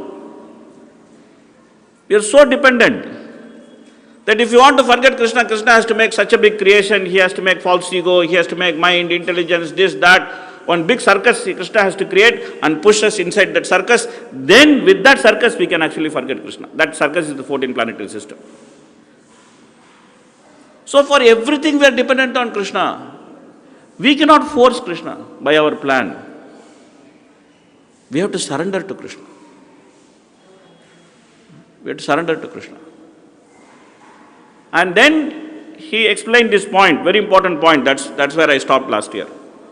He explained this very important point. Everybody should hear very carefully. That when a person takes initiation, then that person's body belongs to the spiritual master. No longer that person's body belongs to him. It is not his property. Manasa deho geho dokichumor arpilutu apade nandakisho. So when a person takes initiation, then the body of the person belongs to the spiritual master. So therefore, Mahaprabhu told Sanatana Goswami that how can you destroy this body? If it is your property, you can destroy it. But this body is my property. How can you destroy this body? You cannot destroy this body. You have no right over my property. I have so many things to do with this body. I have so many plans for this body. And you are planning to destroy this body? Who gave you permission to destroy this body? So it's very important for us to understand that when we take initiation, that means our body belongs to the spiritual master. It belongs to the parampara. It belongs to the acharya or founder acharya. So we don't have the right to abuse our body the way we think, hey, this is my body, I can do whatever I want. No, sir. This is not your body. Not your body. So then Mahaprabhu is complaining to Haridas Thakur. Very funny, He's saying, Haridas, look at this gentleman. He's showing Sanatana Goswami. He's like, Haridas, look at this gentleman. Please teach what is dharma to him. This fellow is trying to destroy another man's property. This fellow is trying to destroy another man's property. Tell him that he should not do this kind of things. So this is where we stopped last year. That Mahaprabhu instructed Sanatana Goswami that how his body does not belong to him. Whatever condition his body may be, his body actually belongs to Mahaprabhu himself because he has surrendered to Mahaprabhu. So this is where we stopped last year. So this is, now we are going to continue from that point. Okay.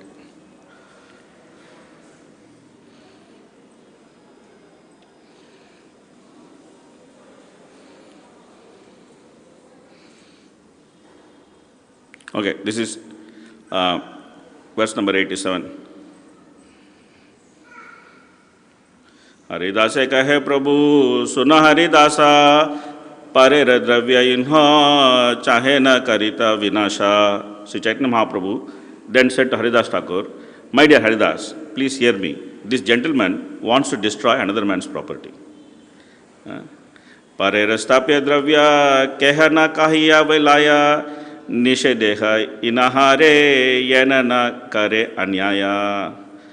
One who is entrusted with another man's property does not distribute it or use it for his own purpose. Therefore, tell him not to do such an unlawful thing.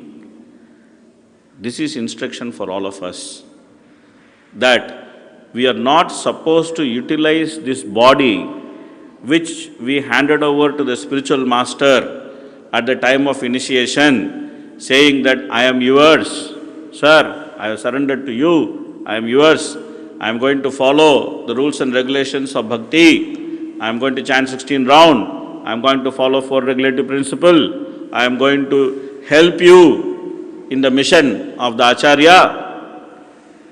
We gave this promise. So this body is simply meant to be utilized for fulfilling that promise we gave to the spiritual master. That is the purpose of this body. We should not utilize this body. He is saying that one who is entrusted with another's property does not distribute it or use it for his own purpose. That's what Bhagavatam says, dharmasya hi apavargasya, narto arthaya upakalpate, nartasya dharma ekantasya, kamo labhaya hi smritaha. Intelligent person, they understand that dharma or the duty of the soul, the eternal duty of the soul, it should be performed only for the sake of pleasing the spiritual master. Dharmasya apavargasya. Nartho arthaya upakalpate. It should not be performed for material gain. It should not be performed. We should not utilize this body simply, okay, we can have more material gain, we can have more material gain. This body is not meant to be utilized like that. Body is not meant to be utilized like that. Nartasya dharma ekantasya kamo labhaya hi smritaha. Even if we get something in the process of executing devotional service, we are not meant to utilize it for sense gratification, not for kama labha, not for sense gratification. We are not supposed to utilize it for sense gratification. Simply we are supposed to utilize it for expanding this mission, this missionary work. This is what we should do. Otherwise, it's considered unlawful. He is saying that don't tell him to do such unlawful thing. Unlawful thing. So Haridas Thakur replied that we are falsely proud of our capabilities. Actually, we cannot understand your deep intention. Unless you inform us, we cannot understand what is your purpose or what you want to do through whom. Is very, very important instruction which Haridas Thakur is giving. We may have so many ideas about ourselves. I am like this, I am like that, I can do this, I can do that, I can achieve this, I can achieve that. So many things we may have idea about ourselves. We may have so many things about our capability or incapability. Both are same. Somebody having some idea about one's capability or somebody having some idea about some incapability, even though materially it looks opposite, but spiritually both are same, because both is nonsense. If you think I am capable, that's also nonsense. If you think I am incapable, that is also nonsense. Why both are nonsense? Because capability or incapability is not coming from us. It's simply coming from the mercy of the spiritual master. Mukam karoti vachalam pangam langayate girim yat kripa tamaham vande Shri Gurum dinatarinam. On our own, we neither have capability nor have incapability. What is the capacity of the jiva? Do we know what is the capacity of the jiva? What is the capacity of the jiva? That's it. That's it. Nothing more. The capacity of the jiva is that he can desire. He can think, I want to be a Hollywood star. Can he become a Hollywood star? No. Unless his karma allows, he cannot become. We are so powerless. We are so powerless. But when we desire to serve the spiritual master, everything becomes auspicious. Everything becomes auspicious. So we can desire to serve Krishna or we can desire to serve Maya. That much we can do. That much we can do. We have that capacity. Let me desire to serve Krishna or let me desire to serve Maya. The moment we desire to serve Krishna, then we are controlled by the order of the spiritual master. The moment we desire to serve Maya, we are controlled by the three modes. And whatever the spiritual master says, then the disciple has to do. If he is not doing that, he will be listening to three modes. There is no third choice available in this material world. You have to be very clear about it. It's not like you have a third choice. I can do something on my own. No. Either we be directed by Krishna or we be directed by Maya. When we are directed by Maya, we think that I can do this, I can do that, I am so great, I am this man, I am that man. Or we think that I cannot do this, I cannot do that, I am this, how will I live, how will I? So, either mode of ignorance or mode of passion. Mode of passion, think I am great. Mode of ignorance, you think, I cannot do anything what to do. Either pride or lamentation. Both are same. Both are modes. Mode of ignorance, lamentation. Mode of passion, pride. Same. But real understanding is that we are incapable, but if we surrender to Krishna, if we surrender to the spiritual master, and if we abide by the plan of the spiritual master, then everything will be auspicious in our life. A disciple has to understand this. Sometimes people come to Mayapur, they say, I can do this, I can do that. Or sometimes they say that, sometimes I ask them, so okay, what you have done previously? They say, oh, I did this and this and this. So we have some service which is related to what you did before. Can you please do it? No. I did this throughout my life. I don't want to do it now.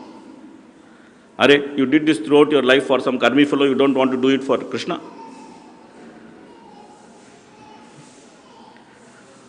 So when we come, when we want to serve, we should be ready to do what is needed. We should be malleable in the hands of the spiritual master. Whatever you want me to utilize, I am ready for it. If there is empowerment needed, if there is practical training needed, we should go through that. We should try to get some training, we should try to do something.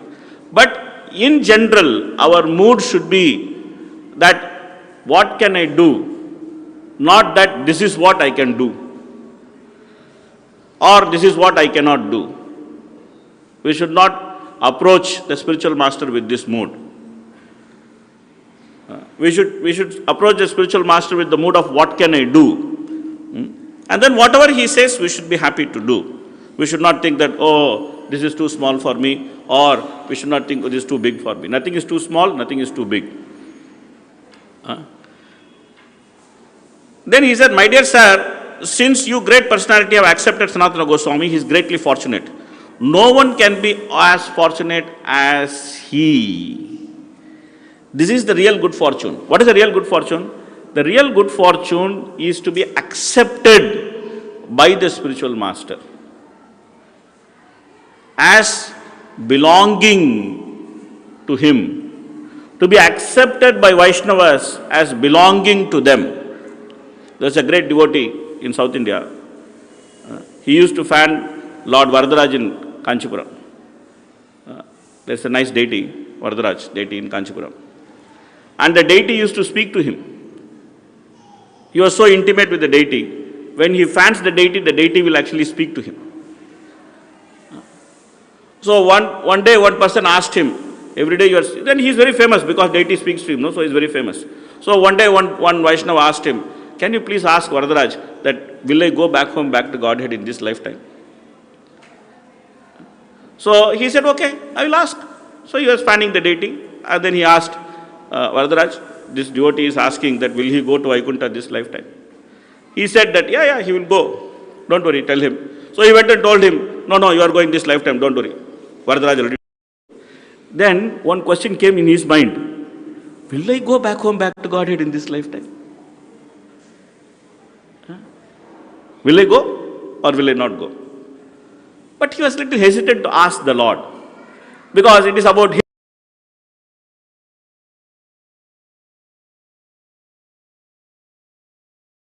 So he asked him, hey, you want to ask some question to me? No, ask, no problem, ask. He said, will I go back home, back to Godhead this lifetime? Lord said, no chance. He was surprised. What is this? I will not go back home, back to Godhead. Talking to me. The Lord told him, yeah, you fanned, I spoke.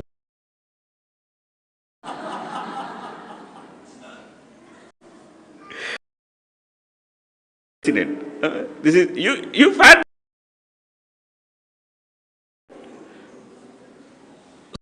Asked, how can I go back home, back to God at this lifetime? Then the Lord told him, some Vaishnava has to accept that you are his man. If some Vaishnava accept it, then you can go. Same time he kept the fan down and then he walked off. Same time he kept the fan down, he just walked off. He walked off and then he went. He went to a far off village because he is so famous near Kanchipuram. So wherever he goes, people understand, oh, this person speaks to the Lord like that. Okay. So he went to far off village where nobody knows about him. And then he went to Vaishnava's house. And in that house, he became a servant to take care of their cows. And then for many days he served very nicely there. He was taking care of the cows there. And every day he used to wash the cow shed, remove all the cow dung, take care of the cows, clean them, take them for grazing, bring them back, tie them back. Nicely he took care of the cows, very nicely. And whatever service they say, whatever service they will tell them, he will nicely do all that service. He was doing like that for many days he was doing. One day, there was a big rain in that village. It was raining like anything. So therefore, he immediately took all the cows, he secured them properly, and then he made all of the cows safe, everything. And while he was doing that, the lady of the house, the Vaishnavi, she asked her husband that it is raining so badly. What is happening to our cows? Can you go and see? Then this person said, the cows are being taken care by our servant. He is taken care of the cows, he has tied them nicely, they are all safe. Then she asked that question, is our servant okay? Is our servant doing well? Is he also safe? When he heard this lady saying, our servant, then immediately he said, he went and told them that I have some urgent work. I have to go and come back. Can you please allow me to go and come back? They said, it's raining. Why you want to go? He said, no, I have some urgent work. I want to go. He said, okay, go. He ran back to Varadaraj. And then he asked Varadaraj, did you hear that lady? She told our servant, did you hear it? Then Varadaraj said, yes, I heard. You can go back home, back to God in this lifetime. So this is the good fortune. The good fortune of being recognized by the spiritual master that this is my disciple. He belongs to me. That is the real good fortune of the disciple. The disciple should be so careful to please the spiritual master in such a way that the spiritual master feels, yes, this is my man. This is my disciple. So Haridas Thakur is explaining that this is the real good fortune. That Sanatana Goswami was recognized by Mahaprabhu that you belong to me. You belong to me. Your body is my property. That's the real good fortune. That is how we should surrender to the spiritual master. Not that we think, okay, I took initiation, now I have to first do whatever I have to do, and then whenever I have time, I can do some little service. That's not the understanding. The disciples of Prabhupada, they are all exalted because they surrendered to Prabhupada like that. That they gave their life to Prabhupada. Whatever Prabhupada said, they were ready to do. They did not think, no, first of all, I have to finish my college, then next of all, I have to finish my education, third of all, I have to find a job, fourth of all, I have to get married, fifth of all, I should have bank balance, sixth of all, I should have children, seventh of all, I should do everything what I want, eighth of all, I need care, I need property, I need this, I need that. After that, 9th, 10th, 11th, 12th of all, I will come and do some service to Prabhupada.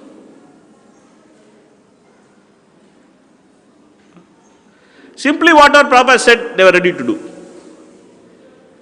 Go here, go there. Now if someone tells us that you please go here, first of all I'll ask them, okay, my accommodation is booked. Is my prasadam ready? Who will come and receive me there? What will happen to me? Who will take care of me that 4 or 5 days? Is my flight ticket in the right flight? Is it in the right timing? Everything I will ask. Then I will travel. But during Prabhupada's time, there is no question of asking this kind of question. Prabhupada will say, go and do this there. Like, Prabhupada told that, go preach in London. He did not give them accommodation, flight ticket. They have to work out everything. That how they will get accommodation, how they will get flight ticket, how they will do this, how will do that. Just simply go, preach, that's it. Go Japan, preach. Go Australia, preach. So that kind of surrender, where the spiritual master recognizes the disciple as his own, is the actual good fortune of the disciple. That should be understood. That's what Haridas Thakur is teaching us. Then Mahaprabhu, he embraced both Haridas Thakur and Sanatana Goswami, and then he left. Then Sanatana Goswami and Haridas Thakur are speaking. So Haridas Thakur was very happy with Sanatana Goswami. He said, my dear Sanatana, no one can find the limits of your good fortune. Sri Chaitanya Mahaprabhu has accepted your body as his own property. Therefore, no one can be equal to you in good fortune. What Sri Chaitanya Mahaprabhu cannot do with his personal body, he wants to do through you. He wants you to do it in Mathura. Whatever the Supreme Personality of Godhead wants us to do will be successfully accomplished. This is your great good fortune. That is my mature opinion. So, he explained to him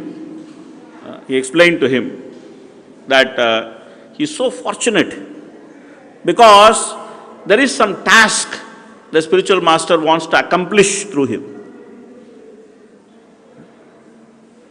So, whatever is the task which is assigned to us, it may be small, it may be big, it may be difficult, it may be easy. But when some task is assigned to us by the spiritual master and he is expecting us to complete it, then first of all we should consider that we are fortunate that we actually got something to accomplish by the mercy of the spiritual master. Service is not a burden. Service is a favor which is granted upon the disciple by the spiritual master. Service is not a favor which is granted by the disciple to the spiritual master. Please understand this. It's not that I am doing some favor to ISKCON by serving ISKCON. Okay, I am doing some service. This is my favor. I am great man. I want to favor ISKCON, so I am doing this service. This is nonsense. That we are able to do some service is the favor which the institution has granted on us. We should clearly understand this. We should have that mood in serving that institution like this. Because the spiritual master is non-different from the institution. Sometimes this misunderstanding is there. I will do anything for my spiritual master. But when it comes to the institution, I have to be very careful. This duality is not good because we cannot separate the spiritual master from the institution and we cannot separate the institution from the spiritual master.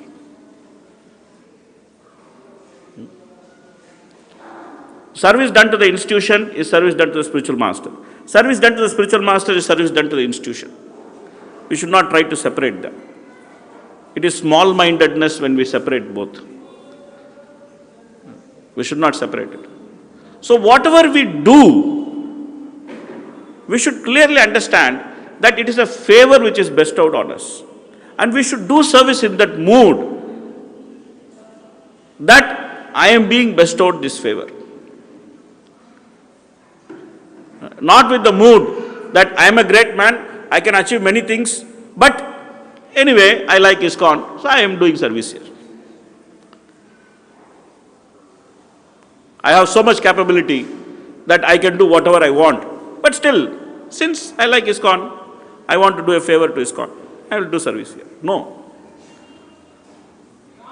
We should do service with the mood that this is the greatest good fortune which can happen to us, because that is the fact service we are doing. That's the fact. Haridas Thakur is explaining as the good fortune of Sanatana Goswami.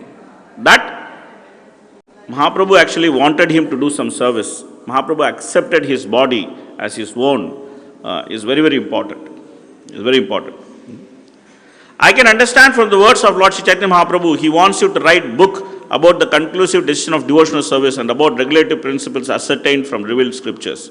So this is a specific scripture, this is a specific instruction which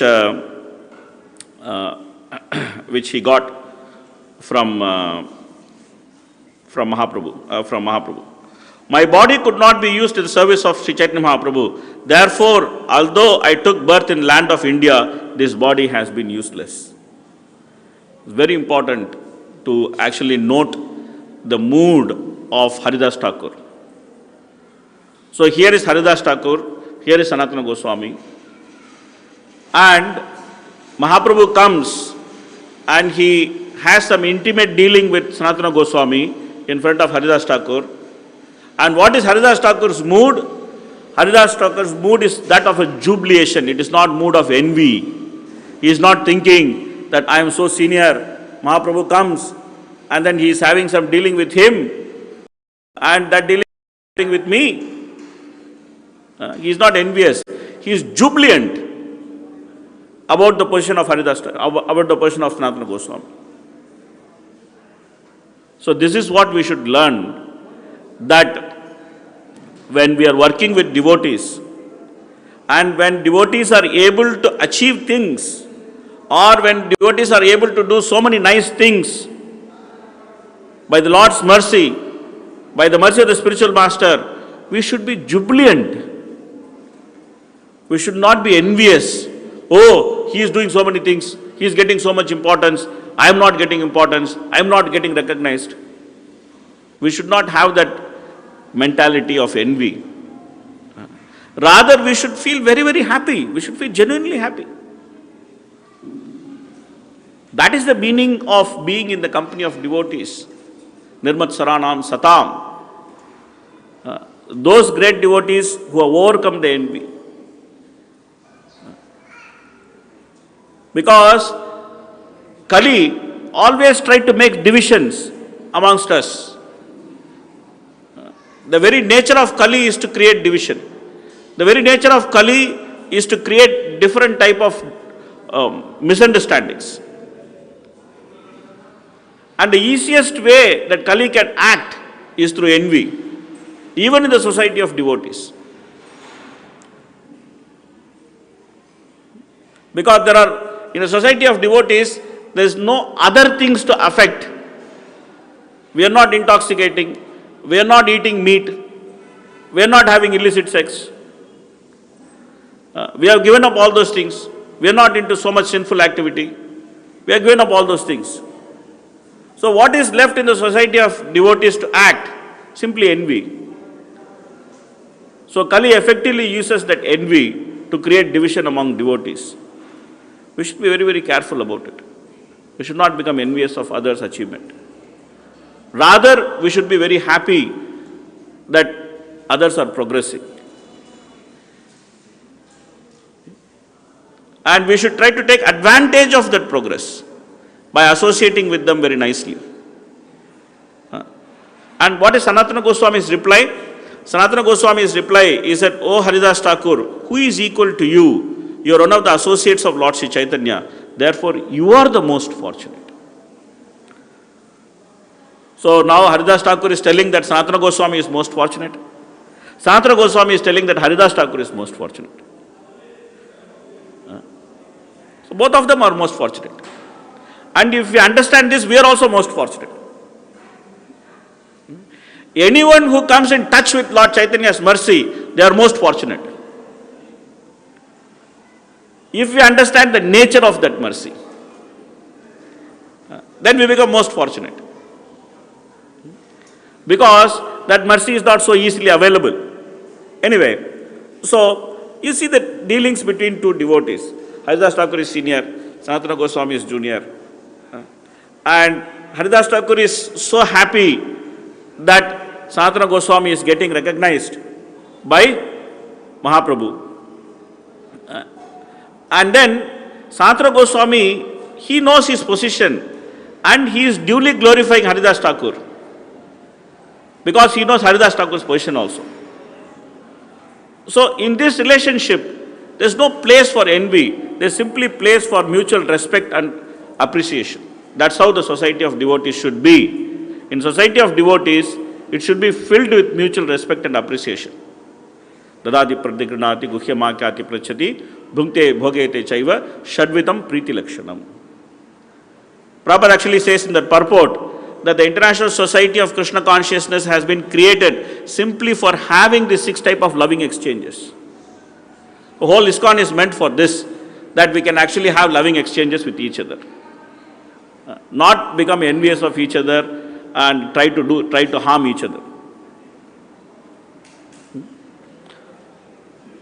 So then he is saying, the mission of Sri Chaitanya Mahaprabhu, for which he has descended as an incarnation, is to spread the importance of chanting the holy name. Instead of personally doing so, he is spreading it through you. My dear sir, you are chanting the holy name 300,000 times daily, informing everyone of the importance of such chanting.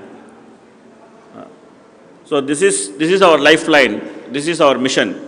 This is the mission which is given to us, the chanting of the holy name. Hare Krishna, Krishna Krishna, Hare Hare, Hare Rama, Rama Rama, Hare Hare. And Haridas Thakur is decorated as the Namacharya. He is Namacharya. He is the Acharya for chanting the holy name. So this is our mission. Ultimately our mission is that we should be able to chant the holy name. Whatever we are doing, whatever services we are doing, whatever responsibilities we are taking, it should simply be able to increase the taste for chanting the holy name. That's what it is. Otherwise, it's just simply waste of time. It's simply waste of time. That we may do so many things. But ultimately, whatever we are doing, if it is not culminating in the attraction to the holy name, then we really lost it. Because that is the Yuga Dharma. Mahaprabhu is the one who will actually deliver us to the Supreme Lord.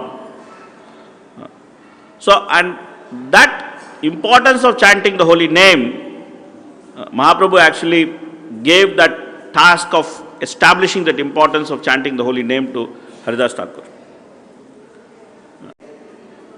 So, here Sanatana Goswami is remembering that and he is glorifying Haridas Thakur. And then he speaks about different preachers. Very, very important to understand. He speaks about different people. Some behave very well but do not preach the cult of Krishna consciousness, whereas others preach but do not behave properly. अपने आचार्य कहे ना करे प्रचारा, प्रचारा करे न कहे ना करे ना आचारा. Some people they practice Krishna consciousness very well, but they cannot preach or they do not preach. Some people preach very well, they can speak very well, but their own practice of Krishna consciousness is not so good. In this, the person who practices but does not preach much is much better than the person who actually preaches but does not practice. Because by his behavior he is preaching. At least, if someone observes his behavior, they can understand what is Krishna consciousness. So normally it is said in the Shastra, a Kanishtadhikari is more interested in preaching than his own practice. A Madhyamadhikari is more interested in his own practice than preaching.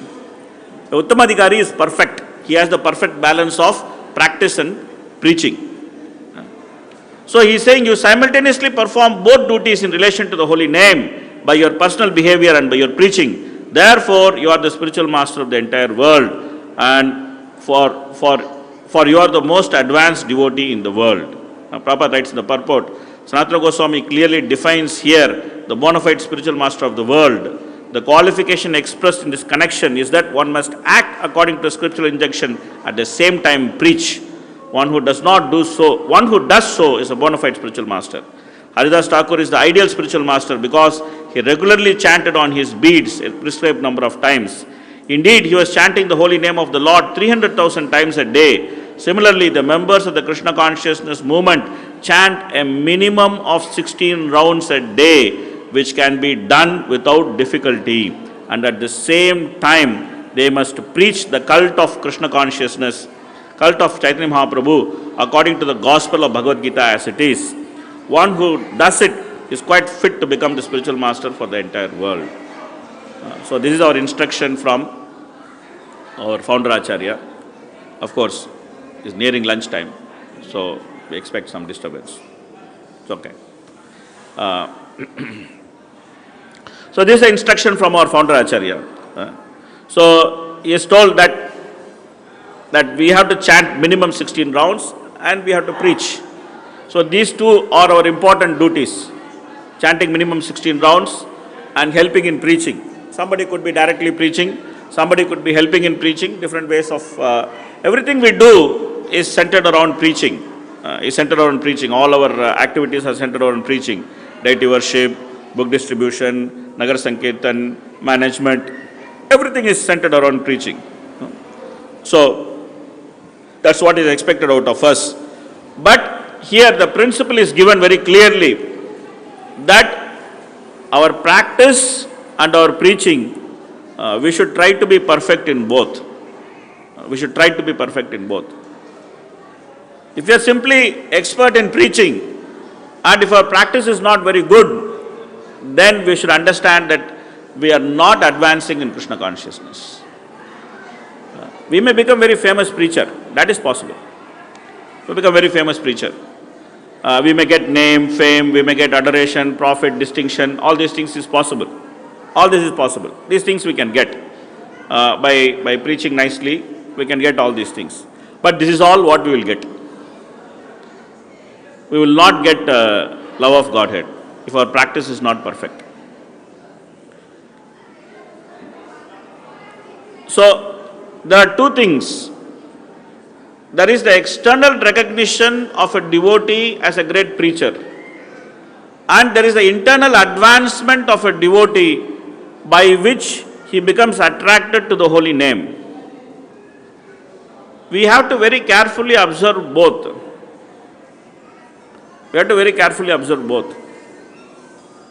We should not become victim of that external recognition, and we should nourish that internal advancement in Krishna consciousness.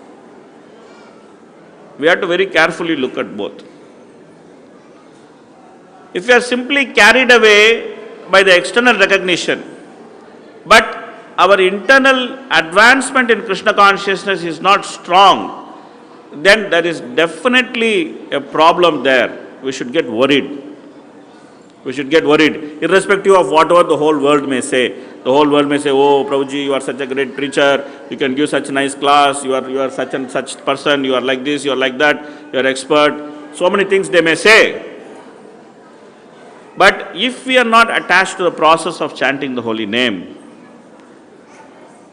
if we are not getting increasingly attached to chanting, if we are struggling with our sadhana, then there's definitely a problem. And we should become very careful. We should try to focus on our own Krishna consciousness.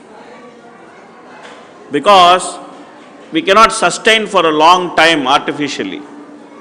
The process of Krishna consciousness is so strong that we cannot maintain an artificial image of being a great personality for a long time.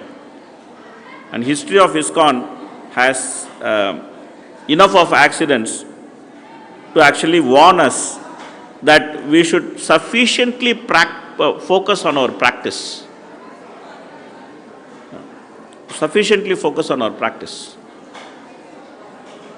We should not just be carried away by the preaching. It's important for us to preach, but not at the cost of our practice. That's not preaching. That's path of destruction. That's not preaching. We should clearly understand this. So, in this way, Sanatana Goswami and Haridas Thakur, they actually passed their life. They were actually having a nice time with each other. They were living in each other's company. Sanatana Goswami's misunderstanding that he wants to commit suicide or he wants to leave his body, that was completely removed by the mercy of Lord Chaitanya Mahaprabhu. Even though his body was still a source of suffering, at least he was not bewildered by the thoughts of suicide. He was not bewildered by thoughts of suicide. But his body was still deceased because there are still so many things to be learned by the behavior of Sanatana Goswami. So, during the time of Rath Yatra, all the devotees arrived from Bengal to visit the car festival as they had done previously. During the Rath Yatra festival, Sri Chaitanya Mahaprabhu again danced before the car of Jagannath. When Sanatana Goswami saw this, his mind was astonished. The Lord's devotees from Bengal stayed in Jagannath Puri for 4 months in the rainy season, and Lord Sri Chaitanya Mahaprabhu introduced Sanatana Goswami to them all.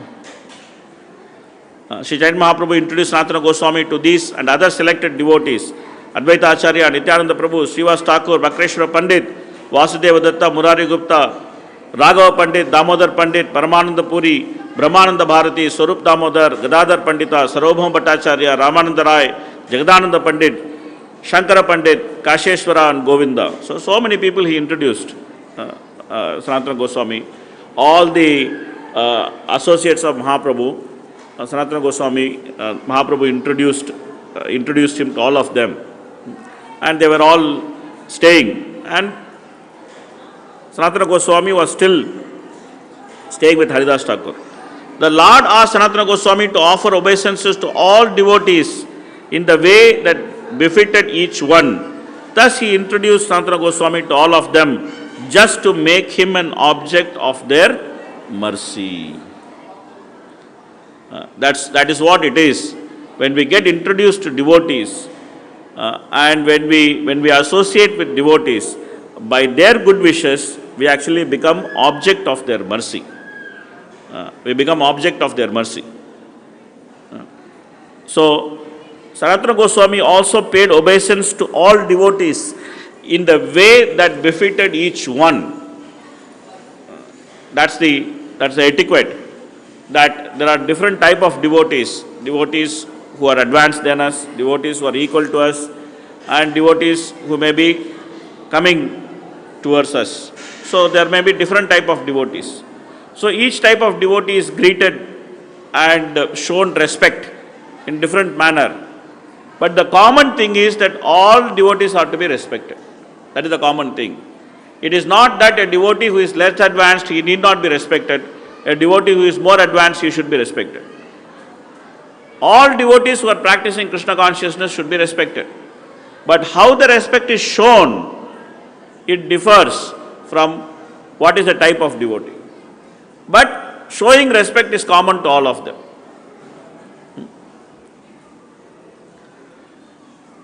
Sanatana Goswami was dear to everyone because of his exalted qualities and learning.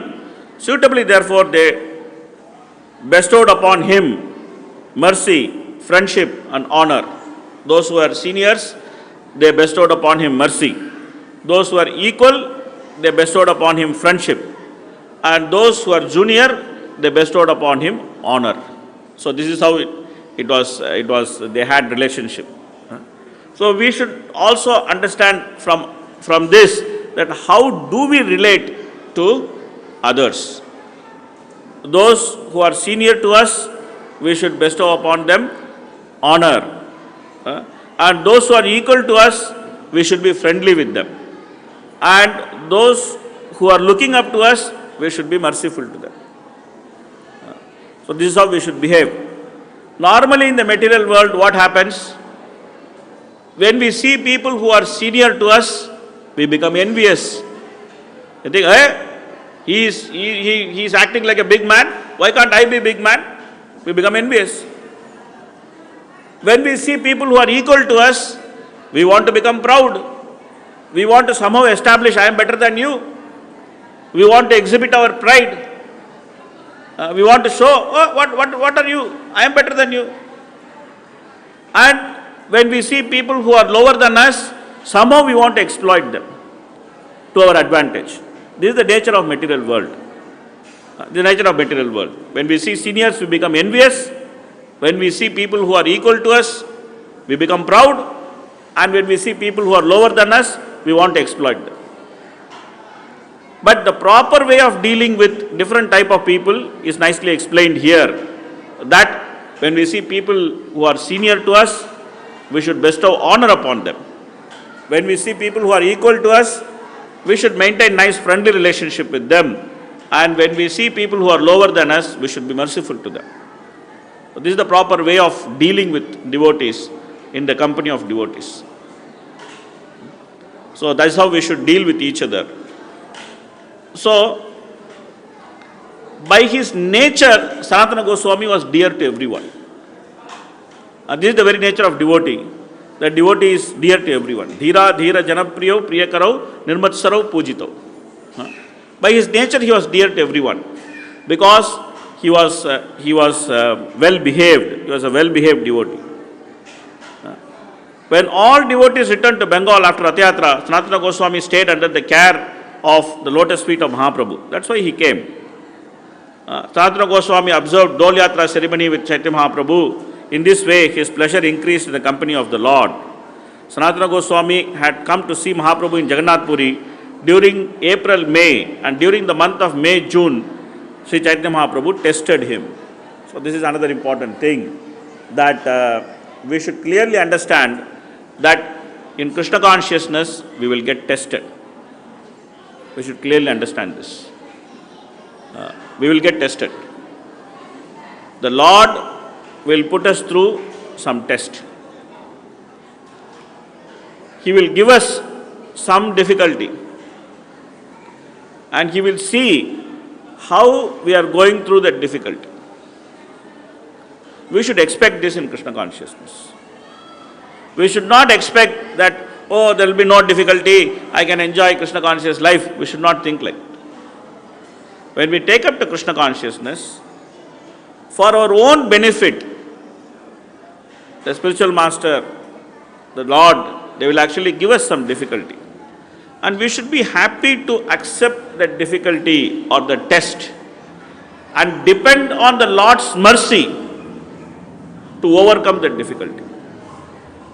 Nectar of Devotion, Prabhupada very nicely explains. There is a section, there is an anga of devotional service. That anga is called expecting Lord's mercy. That as part of our sadhana bhakti, we should learn to expect Lord's mercy. It's very important for us. So in that section, Prabhupada actually explains very nicely that a devotee should not expect that immediately after he takes up to Krishna consciousness, he will not have any problem at all. All his problems will be solved. A devotee should not think like that. Rather, he should expect that there will be some problem. There will be some test, some difficulty. And that difficulty is for our own purification. Because we have so many anarthas. For time immemorial, we have been having so many illegal desires. And those desires have not gone away completely. We have so many anarthas. If we are not tested, we will never come to know whether we are a devotee or not.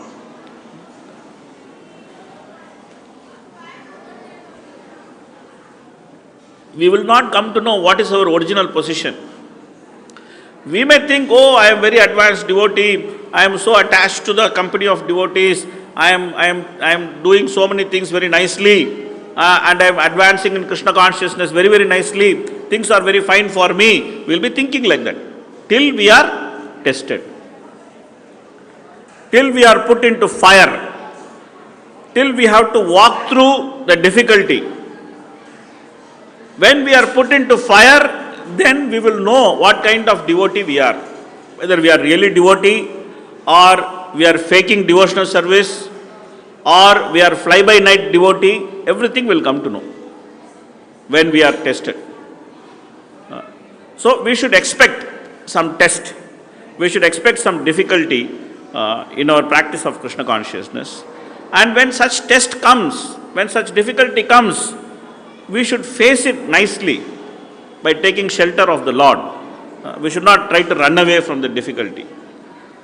We have a great lady in Bhagavatam. Her name is Kunti Maharani. She offered an unusual prayer to Krishna. What is the unusual prayer? Everybody knows. Vipadahassantu tahasaswat tatra tatra jagadguru bhavato darshanam yat syat apunar bhava darshanam. Let all these calamities come again and again and again. Because whenever there is calamities, we can always see you. And seeing you means that we will not be required to cross over this, to be born into this material existence again and again and again. Anyway, this material world is considered miserable. Krishna has certified this material world is Dukkalayam Asaswatam. Anyway, this material world is miserable. Anyway, this body is miserable. The soul should not have accepted the material body. This is a mistake. Soul should not have accepted. He did a mistake. Rishabhadev says that na sadhu manye. This is not very good. The soul has accepted material body. Why it is not good? Because this material body is full of misery. It is full of misery. Asarnatapi klesa asadeha. It's simply this is a source of misery, and it causes continuously misery. So there is a very nature of material body, the nature of material world.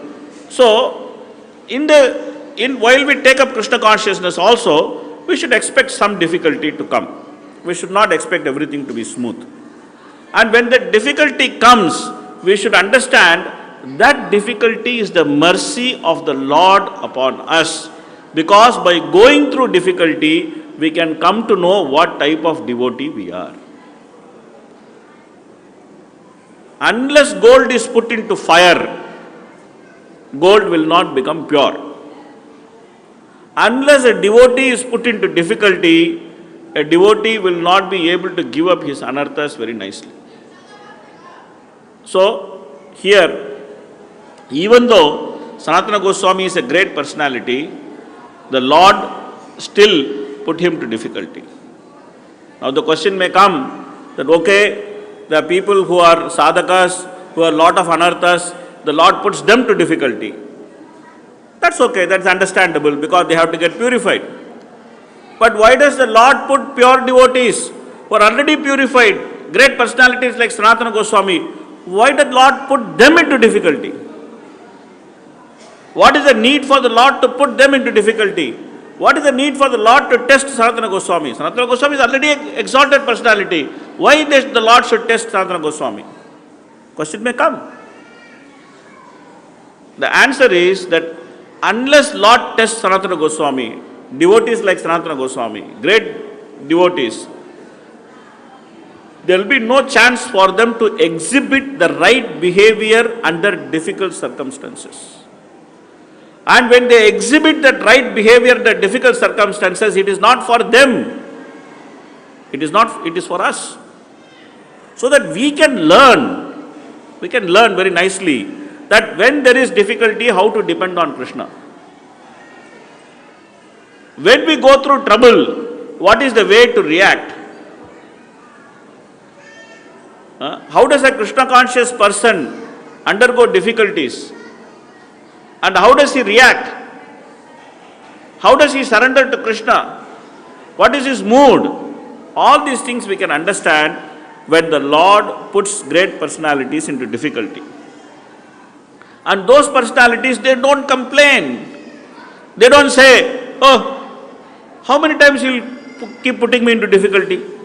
What is this? I have already proved that I am great devotee. Why you are testing me again and again? You don't have any other work or what? Go and test somebody else. They will not say like that. Whatever the Lord gives them experience, they are happy to accept it. That is the first lesson we should learn from those devotees. That they are satisfied and happy with what the Lord wants them to go through. They don't complain. When we want to complain, that means we are not mature. That's the first thing. I'm not talking about complaining to management saying that this is not good, that's not good. That we can do. That's no problem because the management is supposed to receive some feedback. So we can complain to management on the mood of giving some feedback saying that this has to be improved, that has to be improved, this is not good, that's not good. So those things can be done. But I am talking about going and complaining to Krishna. Oh Krishna, what are you doing with my life? Why are you messing around with me? Why are you putting me into so much difficulty? Am I the only person did you get? Why don't you put my neighbor into difficulty? He seems to be enjoying life. We should not do this type of things. The moment we are dissatisfied with what Krishna has given us in terms of material experience or in terms of difficulty, that means we are not mature. Very simple. We have some experience. We are going through some experience. First of all, we should be satisfied with it. We should understand that I deserve it. Krishna has given me the experience because I have to go through this. This is good for me. We should first of all accept it. That's the basic premise with which we should face difficulty. Not that we should think that, oh, I don't deserve it, but somehow Krishna has put it on my head. Now what to do? I have to go through this. We should not think like that. We should clearly understand that I am getting what I deserve. Rather, Krishna is not giving fully what I deserve. He has moderated it. He has reduced it in such a way that I can actually go through it. If I have to go through the full difficulty of what I deserve, then I will not even be able to tolerate it. Krishna has made it tolerable for me. That is the fact. It's a fact. It's a real fact. Even though devotees go through difficulty, Krishna carefully makes it in such a way that they can tolerate that difficulty. Krishna never gives us difficulty which we cannot tolerate. He gives us, we may think, oh, I am not able to tolerate this difficulty, why Krishna is doing so much? Wait for, if you understand what you have to really go through, then you will understand that whatever Krishna is giving is really tolerable. So that is the mood we should have in going through difficulty, that yes, I deserve it, I deserve much more, but Krishna is giving me much less. This is not theory. This is not theory. This is practical. This is how we should approach difficulty. It's not theoretical understanding of difficulty. We should not think, oh, it's all some philosophy. But when it comes, then what happens we should see. No, practically this is how we should be. This is something, it's very, very important to understand this. That we should be satisfied. If we are dissatisfied, then we will simply increase our chance for being born again and again. That's what it means. When we go through difficulty and when we are dissatisfied, we think, I don't deserve this, but Krishna has given it to me. That means we have to be born again. That means we still did not understand that what we deserve and what we don't deserve. We didn't understand. We have to understand very clearly that I deserve this difficulty which I am going through. Rather, whatever I deserve, Krishna is not giving me, Krishna is giving me much lesser. The first thing, first step. Then try to find some remedy to that difficulty. That's second step. First of all, consciousness. Then next comes remedy. So here, Mahaprabhu actually giving some test. He is giving some test to Sanatana Goswami. And what is that test? And how did Sanatana Goswami go through the test? And how he was successful in pleasing Mahaprabhu? These things will continue tomorrow because it's already 1:22. We have about 7-8 minutes which is left for some question or comments somebody might have. So So please, whatever we discussed today, there's some question, comment.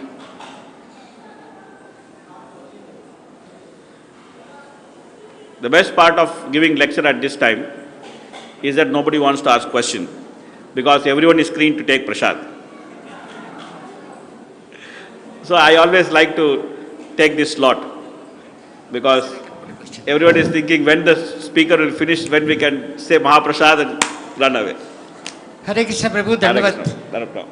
Prabhu, actually what I am thinking, nothing is in our hands. Everything is being ruled by the Lord himself, Lord itself only.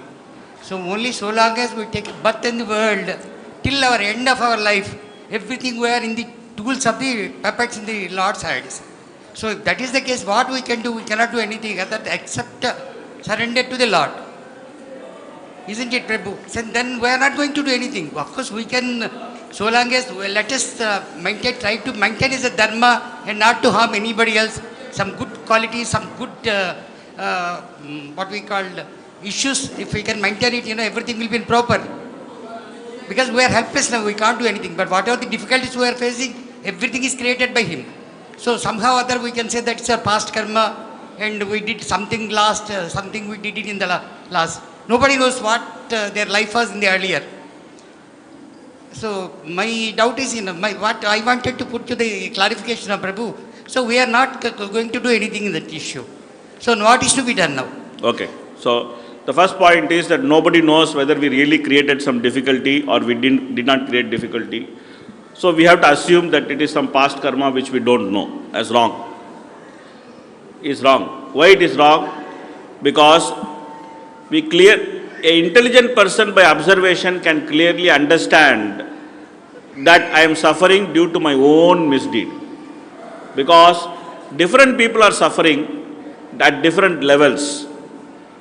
And different people are suffering at different levels because of the intensity of their previous misdeeds. And this we can see logically also. A person who murders another person, he gets a greater punishment than a person who steals from another person. It's logical. It's not something very difficult to understand. Okay? That if a person steals from another person and gets caught, he may go to jail for 6 months. If a person murders another person, he may also get killed by capital punishment. So for both crimes, there's two different types of punishment. This is logical, it's very simple. According to the intensity of crime, there is punishment. It's very easy to understand, correct? So if you apply the same logic to the people who are suffering in this world, some of them are suffering more, some of them are suffering less. So if we accept that the justice of God is infallible, then we can clearly understand those who are suffering more have done more misdeeds and those who are suffering less have done less misdeeds. It's very easy. We don't have to think, oh, something happened, I don't know, maybe, may not be. We don't have to think like that. A person who is intelligent and who observes what is happening in this world can very easily understand that the intensity of my suffering is simply according to my karma. This is not some rocket science to understand. Easily understand. And the second point which you said, everything is done by Lord, the Lord is putting us into suffering. We should not think that Krishna is some sadist who is trying to put everybody into suffering. Krishna has better thing to do. What he has thing to do? Chintamani prakarasat mashu kalpavriksha laksavrate susurabhi rabipalayantam lakshmi sagasra satasam brahma sevyamanam govindam adipurusham tamaham bhajami. He has his own world. He has his own job. He has his own mates. He has to play. He has to dance. He has to do so many things. He is not thinking, where is this devotee in Mayapur? Let me put him into suffering. It's not Krishna's business. Krishna is Anandamaya Abhyasat. So I am suffering because of my own misdeed. I am responsible for my suffering. This we need to understand. Krishna is not putting us into suffering. We have put ourselves into suffering. Normally I like to give example. If you put a bomb in a parcel, bomb? You put a bomb in a parcel and then write your address on top of it and then give it to a courier fellow and then tell him, please deliver it. The courier fellow will deliver the bomb to whom? To you only, because you wrote your address on top of it. So when he will deliver the bomb to you, the bomb will blast. And if you say courier fellow has blasted me, is it correct? No. Because you put the bomb, you wrote the address, you gave it to the courier. What do you expect the courier to do? He will simply bring it back to you and it will blast. This is how karma works. Don't blame the courier. The courier is not responsible. Huh? You are the one who wrote the address. So you have to be responsible. So this is not some fictitious philosophy that I am suffering because of some unknown karma which I don't know. We know exactly that we are suffering because of our karma. We know exactly that this suffering which we are getting is because of that karma. We may not know which lifetime, what is the detail. But if you are intelligent, we can understand that I have done something in some lifetime, so I am suffering. Okay? So with that, if we surrender to the Lord, take responsibility for suffering, and then tell Krishna, please forgive me for doing so much misdeeds, then there is progress. That's Krishna consciousness. Okay? Okay, we'll stop here. Thank you very much. Grantaraj Srimad Bhagavatam ki jai. One more. You're sure? Okay. Okay, those who want to go for prasadam, please go. At least I will not be criminal. I will not be considered as criminal who held everybody and you cannot go for prasadam. So I am getting criminal, Prabhuji. I am being criminal now. Hare Krishna, Prabhuji. After acceptance of our misdeeds and all that, like what you have explained, acceptance is there, and asking for forgiveness also to Krishna, what you have just finished this sentence. But practically on ground, how one should deal? Do whatever is there to remedy the suffering. Do whatever you can do to remedy it. Like suppose a snake comes to you, okay, and is trying to bite you, okay. You understand because of your previous karma, the snake is coming to bite you, okay. But you're not supposed to stand and then let the snake bite you. Okay, because of my previous karma, this snake has come to bite. So let me stand and then get the snake bitten. No. At least you run away from the snake. No. Or if you are intelligent enough, you can kill the snake, you kill the snake because Shastra allows you to kill the snake. So some remedy you have to do, okay. You have to remedy your situation. You should run away from the snake or you should kill the snake. All these things you should do. But at the same time, you should understand that snake did not come without any reason. It came because of your previous that karma. Understanding is there, Prabhuji. That understanding is there. So now you should do something practically to remedy that situation. So we have to look for the remedy. Yes. That you should. For that we seek someone guidance and all. Whatever. You have to do that. Okay. Thank you, Prabhuji. Thank you very much. We are not supposed to suffer without remedying the situation. Yeah. That's not intelligence. Okay. Yeah. Prabhupada explains this in 4th canto in Dhruva Charitra. He tells this whole story about Narada Muni and the snake. Yes. Okay, let's stop here. Thank you very much. Bhagavad. Yeah? One more question. Okay. Hare Krishna. Thank you, Prabhuji, for the nice discourse. Prabhuji, like you told about that we should be, when we have some higher devotees, advanced devotees, we should be respectful to them. Yes. And when we have some of the same kind, then we should have different kind of behavior, and then when somebody is lower than us, then we should behave in a different way. So we ourselves as neophytes, how can we differentiate among who is higher, who is lower, and who is advanced? And respect everyone. Sakale samman kurite sakati deha nata jata jata. Respect everyone. Very easy. okay. This is the easiest position to have. That I am the lowest, everyone is higher than me, I respect everybody. Respect everyone. That's the easiest, that's the most simplest position to have. That's the simplest position to have. And one more question, Prabhuji. You told that when suffering comes to us, like Krishna has already reduced our sufferings to so much. But when we are in that situation, in that suffering situation, we are not able to analyze it. And then when we open Bhagavad Gita and Bhagavatam, and it is written here then how can we believe on Shastras? How can we have faith on Shastras that whatever is written is true? How can we accept that Shastras? So for that you look at devotee association. You should associate with someone who has that faith and who can also give you some care. Okay? Because you need that care, you are suffering, you need that care. Yes. Okay?